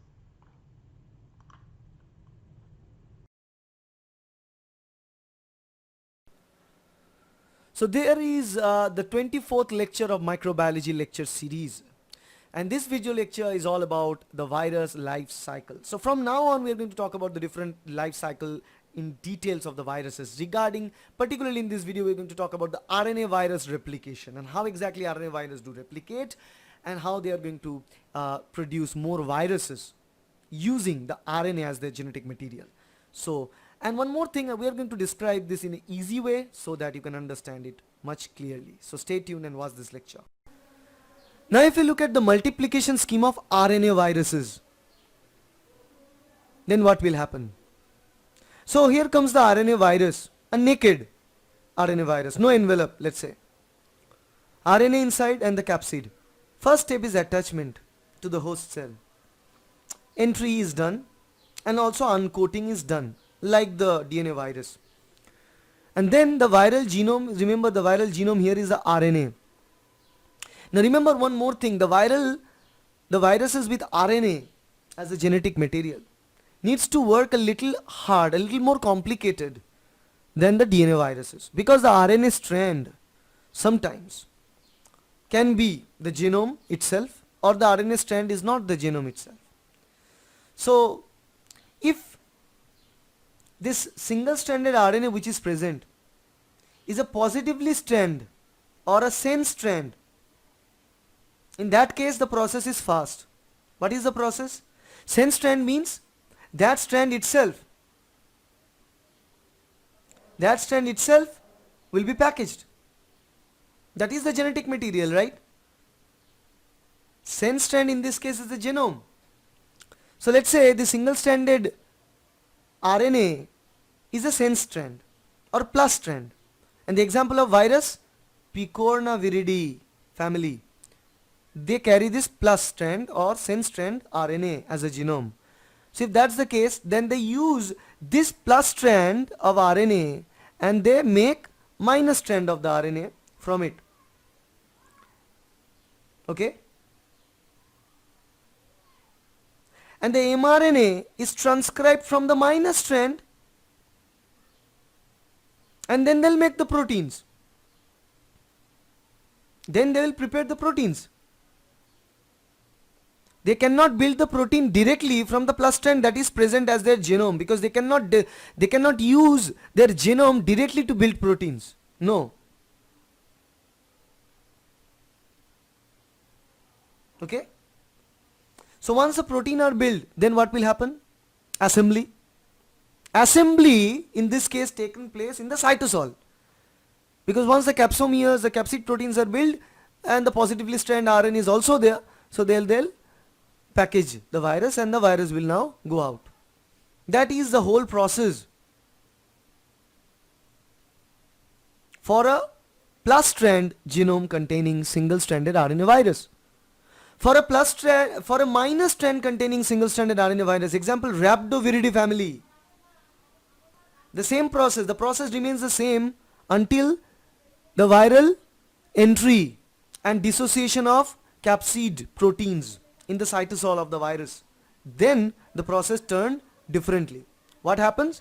The plus strand must be first transcribed from the minus strand before proteins can be synthesized, because remember in this case the protein cannot be synthesized from the minus strand. Minus strand is not capable of making proteins. So when we have this minus strand as a genome, first we need to build plus strand, and once we build the plus strand, then additional minus strand are also be transcribed. Why? Because a minus strand will act as the genome, which is unique, which is not present for a plus strand containing genome virus. Because in plus strand virus the genome is intact, plus strand is there. Simply make the minus strand, and then from minus strand we make, so from the minus strand we make the genome plus strand. More plus strand is made as well as the proteins are made.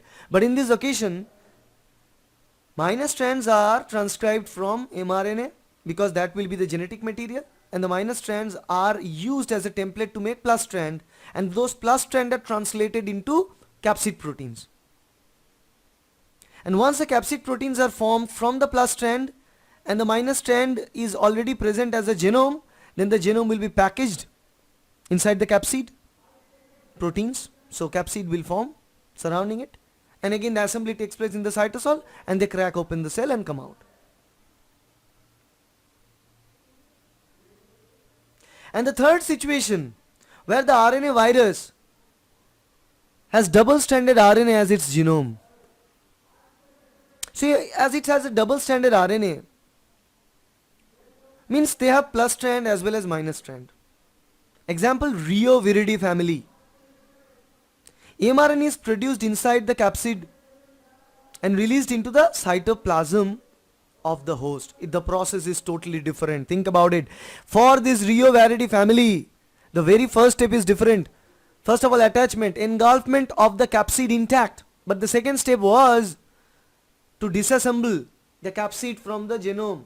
But for the double-stranded RNA virus, no disassembly take place yet.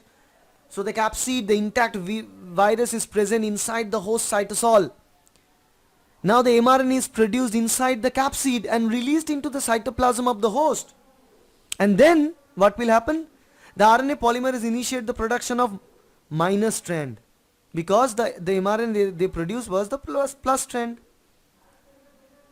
The mRNA and the minus strands from the double-stranded RNA that is incorporated as a new viral genome. So think about it. So double-stranded RNA is present inside the virus. The virus will make the mRNA, and that mRNA is plus-stranded, which is now transferred into the cytosol. That mRNA is used as a template to make minus-stranded mRNA, minus-stranded RNA. Now both plus and minus-strand RNA together acts as a double-stranded RNA genome for the growing new baby viruses. And that plus-stranded mRNA is also used for making proteins, capsid proteins. So capsid proteins are built on the other hand, and this plus and minus strand mRNA together acts as a double-stranded RNA for the newborn viruses. And that's it. Capsid proteins are surrounding that double-stranded RNA, packaging is done, and the viral and the new viruses will crack the cell open and go out. It will be released outside. That's the process of a double-stranded RNA virus multiplication. Totally unique and different. So for plus-stranded RNA virus, Picorna viridae, minus-stranded RNA virus, Rhabdoviridae, and double-stranded RNA virus, Rio viridae. Okay? Hopefully you understood the process of RNA viral replication, and So as you can see that there are different types of viruses. So there's DNA viruses, there are RNA viruses, and inside the RNA virus family, which COVID-19 is, there's even different types of RNA viruses. So let's look up and see what type of RNA virus COVID-19 is, because we now know that there are positive strand, negative strand, and double-stranded RNA viruses, now that you can see that their replication is a little bit different for each one, right? I don't need you to remember each and every step that he just went through. I just need you to remember that in RNA viruses, especially the one that we're dealing with right now, there are different ways in which they replicate once they're inside the cell. And it depends on the type of RNA virus it is. So let's take a minute and let's take a look at what type of RNA virus COVID-19 is. So hold on and I'll meet you right back here. Okay, so here we are. I just basically went online and in the browser Googled COVID-19 RNA virus type. And I'm in NCBI. You guys are going to become more familiar with NCBI. It's actually a scientific site that really helps us out with looking at the genome of different organisms. You're going to work with this side a little bit more later when you're working with genomes, and you'll be doing that I think next week or the week after. I have to take a look at the syllabus. But anyway, there's this fantastic paper that's in NCBI, and we know that it's a scientific paper, right? But what we're looking for is the type of virus that COVID-19 is, because we just learned that there are different viral types. They have different replication mechanisms, right? So we want to know, what does COVID-19 have? So here we have the identification of the coronavirus isolated from a patient in Korea with COVID-19. We've got the date of February 11th, 2020 when this article came out. And let's take a look. This patient had unexplained pneumonia at the end of December 2019 in Wuhan, China. It has since been identified as COVID-19. The great thing about papers is you get this introduction, which basically in the introduction of a paper, it's ramping up the readers to the base knowledge that they all need to have in order to understand this paper. And so here is where we find the information that we are looking for. It says coronavirus is an RNA virus consisting of a positive sense single-stranded RNA of approximately 27 to 32 kilobases long. Coronavirus belongs to the family Coronaviridae.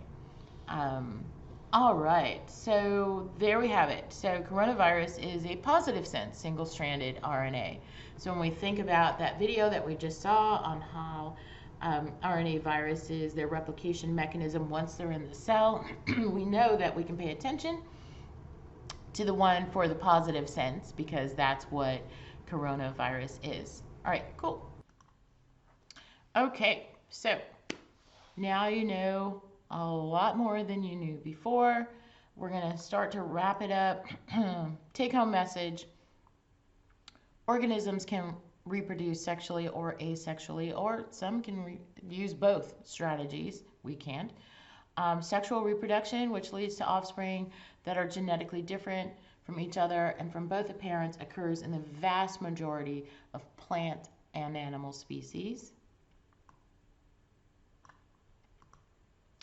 Fertilization can occur inside or outside a female's body. So how does that happen? So fertilization in animals requires this watery environment, which can be found either inside or outside of the organism. When we look at an organism such as frogs, the sperm and the egg actually are united outside of the male and the female's body. And here we're seeing it in rhinos where we have internal fertilization. So the sperm are deposited directly in the female's reproductive tract and they unite with the egg inside the female's body. When we look at embryonic development, we have different strategies for that. In the biological world, we have oviparity that we see in birds, right? So we have the egg, we have the yolk, we have the embryo, it's in an egg. We have oviviparity, and so most embryonic development is taking place within the egg that remains in the mother's body until it hatches, or it's released just before hatching. So the embryo is nourished by nutrients in the egg's yolk. Examples of ovoviviparity are sharks, some fish, some amphibians, reptiles, some invertebrates, right? As compared to oviparity, where we have birds, fish, amphibians, reptiles, insects, some spiders use this, right? But we as humans, we use viviparity. And so what we have is the embryonic development is taking place inside the mother and live offspring are born as a result. The embryo is nourished by nutrients in the mother's blood. Some examples are nearly all mammals.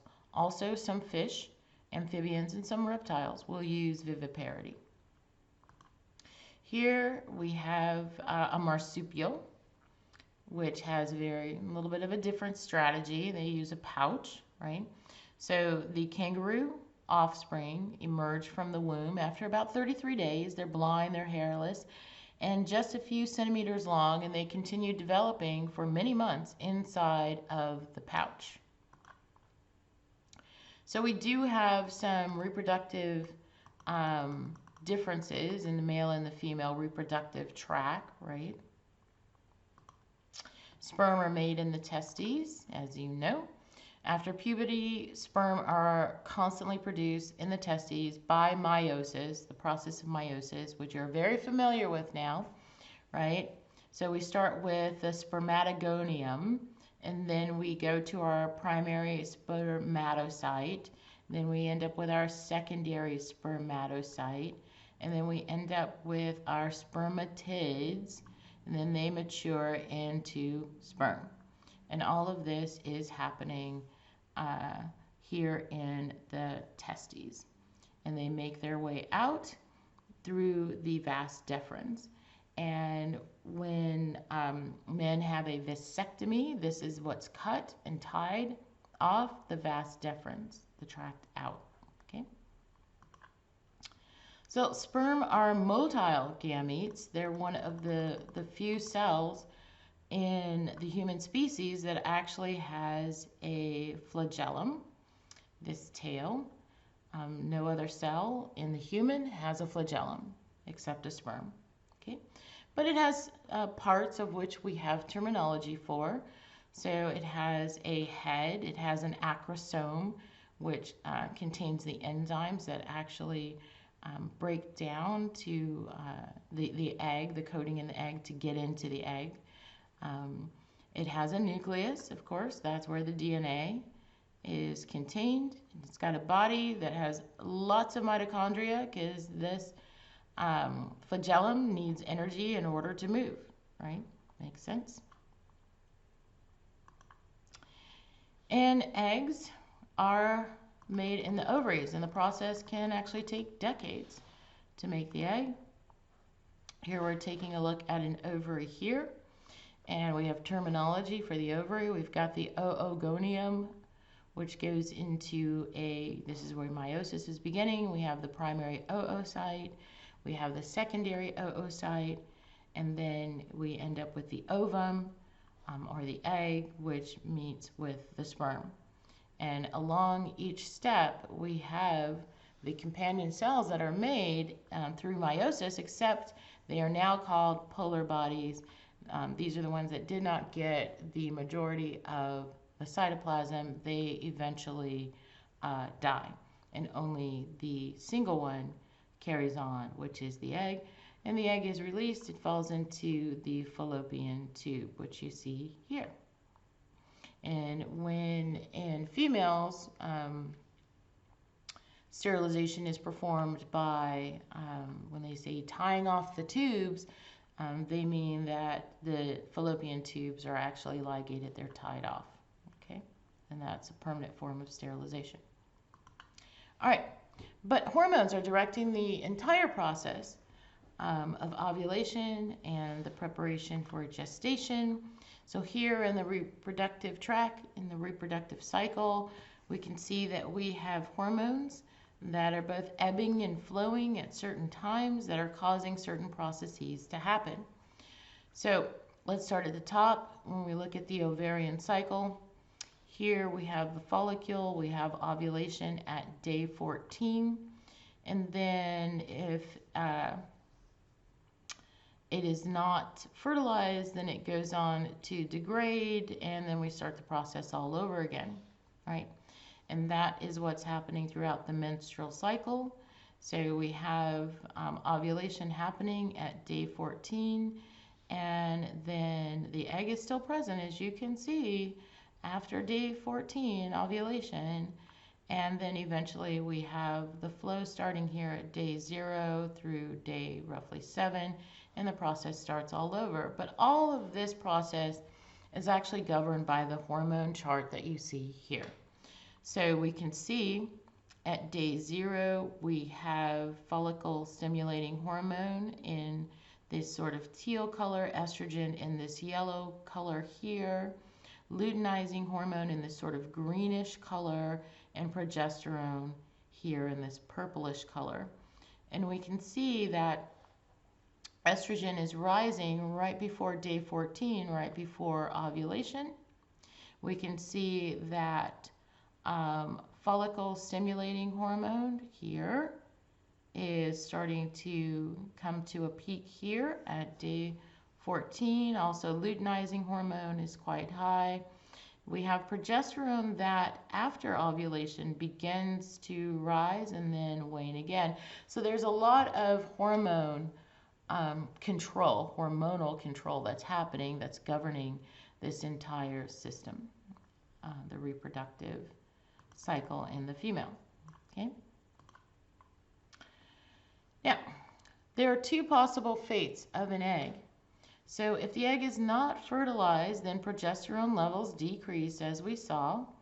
The corpus luteum degenerates, and then the endometrium sloughs off and is shed along with the egg as menstruation begins. If the egg is fertilized, then the zygote secretes HCG, human chorionic gonadotropin, preserving the corpus luteum. The corpus luteum stays, progesterone remains high, and the endometrium thickens in preparation for implantation. Okay, so those are the two possible fates of an egg.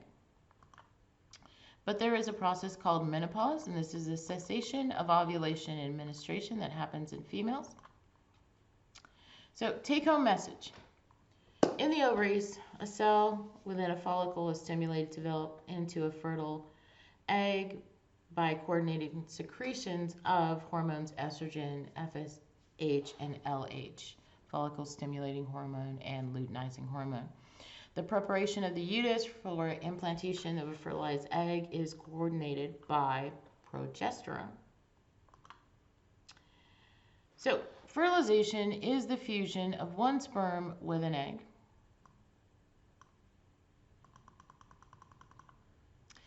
And let's take a look at that. So here we've got the sperm, we see the flagella here. The egg is surrounded by these granulosa cells.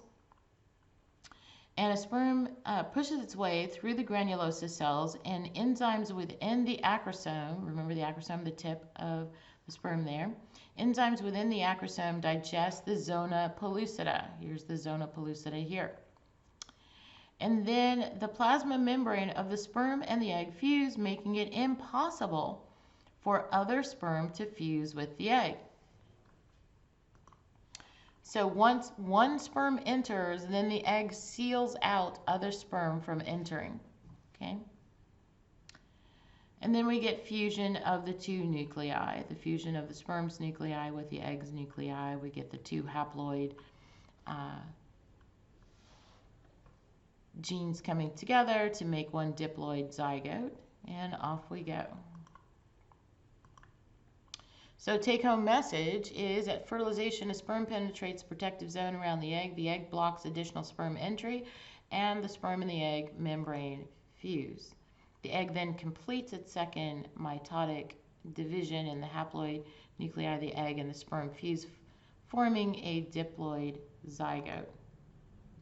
All right, but we can help this process along, and this is what we do in assisted reproductive technology, right? What are they doing when they're actually doing this assisted reproductive technology? Let's take a closer look at that. So several eggs are collected from a woman's ovaries. So the woman has to have several injections in order to cause multiple eggs to mature, in order to harvest them, right? To flush them from their release here in the fallopian tube.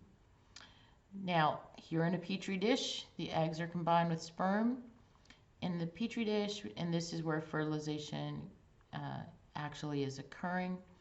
And then from there, the fertilized egg at the 8-cell stage is inserted into the uterus. That is in vitro fertilization with embryo transfer, okay, IVFET.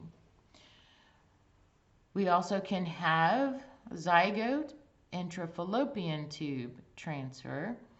This is ZIFT. So here we have the egg is combined with the sperm in a petri dish, fertilization occurs, and then the fertilized egg at the one cell stage is inserted into the fallopian tube. So here with in vitro fertilization, the egg was inserted at the 8-cell stage. So a little bit more mature. It was allowed to mature a little bit further. And then it was actually inserted into the uterus. And that means that the individual had to have special injections, hormonal injections, to prepare the uterus as well, right? For the implantation prior to. So there's a lot of hormonal preparation that goes along with in vitro fertilization. Same thing with ZIFT, with the zygote intrafallopian tube transfer. This egg is now being transferred at a much earlier stage, but it's being inserted at the fallopian tube. So it still has to make its way down into the uterus.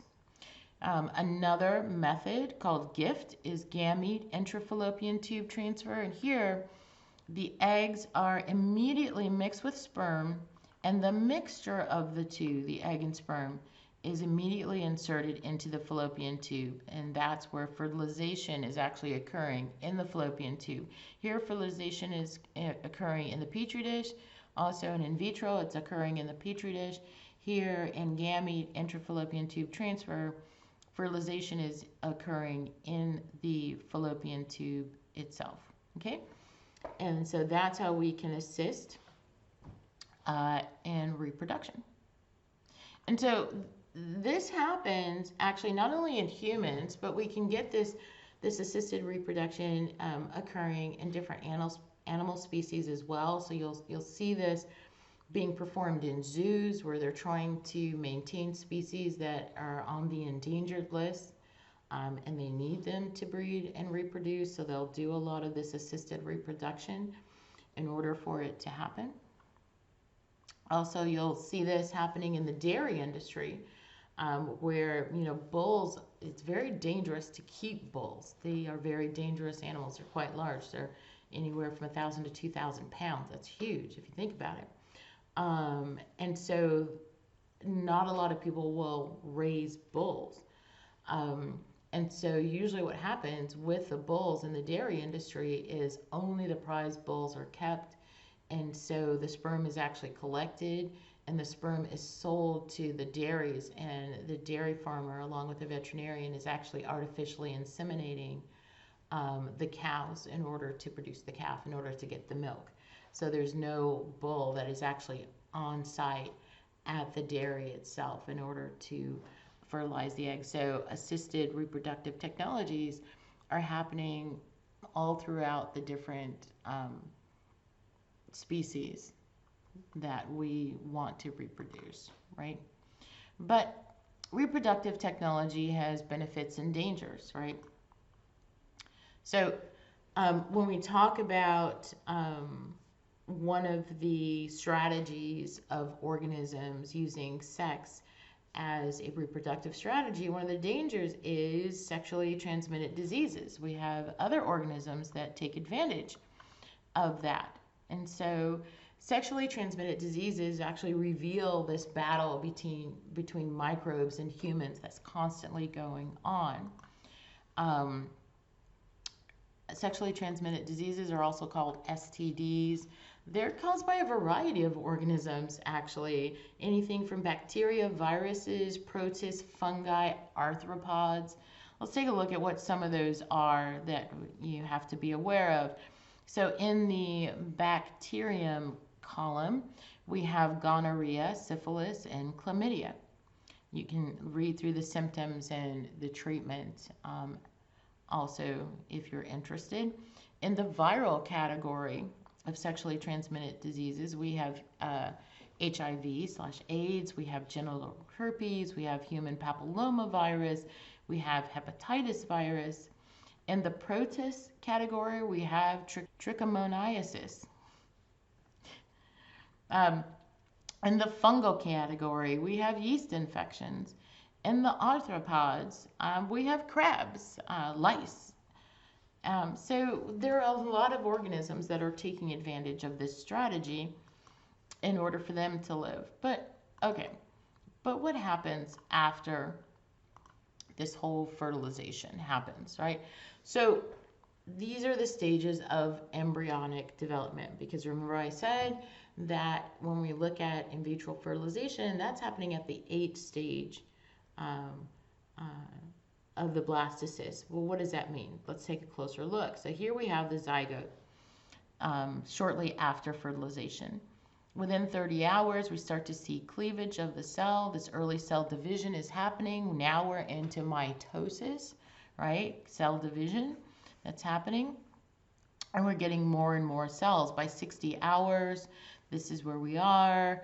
And then we start to get this inner cell mass by the end of 6 days.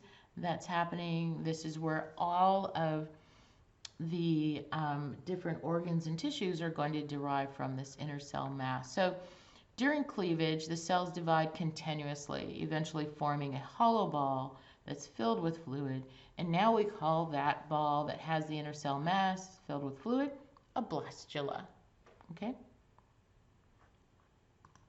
And all of this can fit on the head of a pin, which is pretty amazing, considering how large we are, you know, at the adult stage. All right, and so we're going to take a look at the basic layers of this embryo. So we've got more terminology. So stages of embryonic development, we've got gastrulation. Gastrulation, we're forming the 3 distinctive germ layers of tissue formation. So the 3 distinctive layers that are being formed are the ectoderm, the endoderm, and the mesoderm. So the ectoderm, this layer is going to become the skin, the hair, the lining of the nose, the mouth. It's also going to become the nervous system. The endoderm is going to become the digestive tract, the respiratory tract, the liver, the pancreas. And then we have the mesoderm, which becomes the muscle and the skeleton. So you can see it's all color-coded here with the ectoderm in green, the endoderm becoming this sort of deep yellowish layer, and the mesoderm in this purplish layer. So during gastrulation, 3 distinct layers of the tissues of the body are actually being formed that will eventually make up all of the structures of the body. Okay. So let's take a closer look at how does an embryo become male or female phenotypically. Remember, the phenotype is what you can see. So let's take a look at the genotype.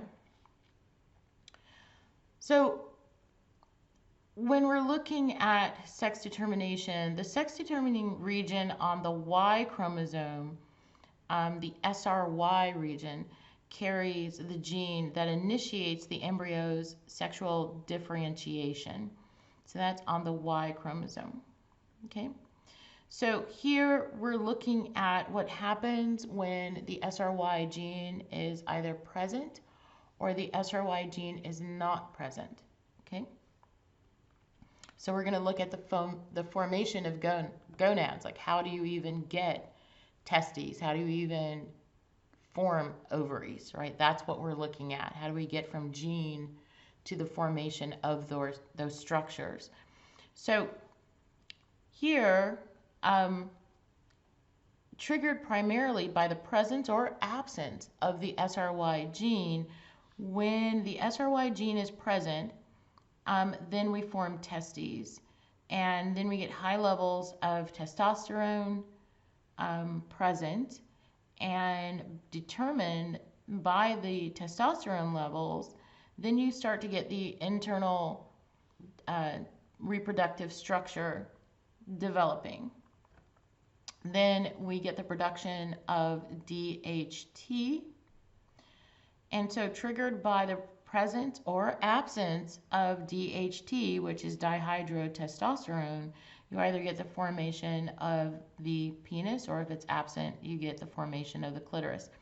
So now let's take a look. We just followed the whole pathway when the Y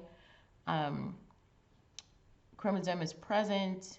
We get the SRY gene, which is there on the Y chromosome, and we sort of follow that same path as to what happens until we finally get our gonad development. But let's take a look when we don't have the Y chromosome, when we have the XX. This is the female. So because we don't have the Y chromosome, we do not have the SRY gene present, right?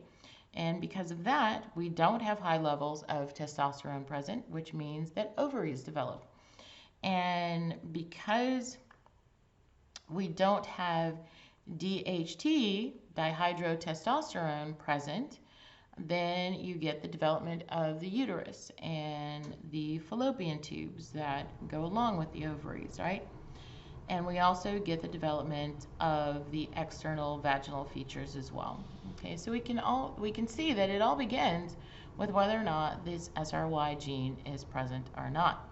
So we can get some disruptions in sex differentiation at several points in the development of an embryo, as male or female can be disrupted. So let's say in recombination, the SRY gene gets moved to the X chromosome.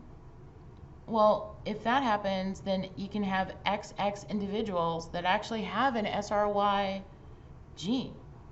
And so these individuals are going to develop as male with smaller testes, even though they have an XX genotype. You can also get individuals with an XY genotype, but they didn't receive the SRY gene. Now, these individuals will actually develop as female with incomplete gonads. So when you run the genotype, it's XY, however, they're going to develop as female because they're missing the SRY gene. We can also get something called androgen insensitivity syndrome. So the body tissues are unresponsive to the effects of testosterone. So testosterone is present in there, but the body is not responding to it. And so when that happens, then externally the body will develop as female, even though this individual has an XY genotype. Okay, but internally there are testes, but normally there are no other male structures present. We can also get something called an S-alpha reductase deficiency. And when this happens, you have XY individuals, but they're carrying a non-functional version of the gene that converts testosterone into DHT. Okay? And when that happens, this individual has testes, but externally the body develops as female. So we have XY genotype, but the body has female development. And then at puberty, you get these high levels of testosterone from the testes, which can cause development of male secondary sex characteristics and external genitalia as well. So you can see it's a lot more complicated than just XX female, XY male, because so many things can occur along this process, especially when we have problems with the spindle movement of chromosomes. We can see that we can get the fact that tissues may not be responsive to testosterone. We can see that the SRY gene may not have moved along. And so there can be a lot of variety that can happen and disruption when we're talking about sexual differentiation. So we're going to end the lecture right there. That was a lot. There was a lot to take in. Remember when you're studying to just pay attention to the things that I said. I really need you to know this. This sexual differentiation, I need you to know this slide. Make sure you understand this slide. So it's a lot, I know. Try to stay sort of in the middle. Don't go too superficial in your studying. Don't go too deep in your studying, and pay attention to the places where I said you need to know this. Okay? So that you don't totally blow a cog in your studies of this section. But a lot of what we learned in this section we do build upon kind of moving forward. And this really is one of the most complicated sections. So take your time as you're going through it, making sure that you're understanding each one. I do not need you to know all the details of viral replication. That basically is there to help your understanding of how COVID-19 actually replicates in cells. But you don't need to know all the detail of the different single strand, double strand, viral replication, positive strand, negative strand. You don't need to know that. That's there for your own edification because of COVID-19, okay? All right, thanks for joining me for this lecture, and I'll see you in the next one.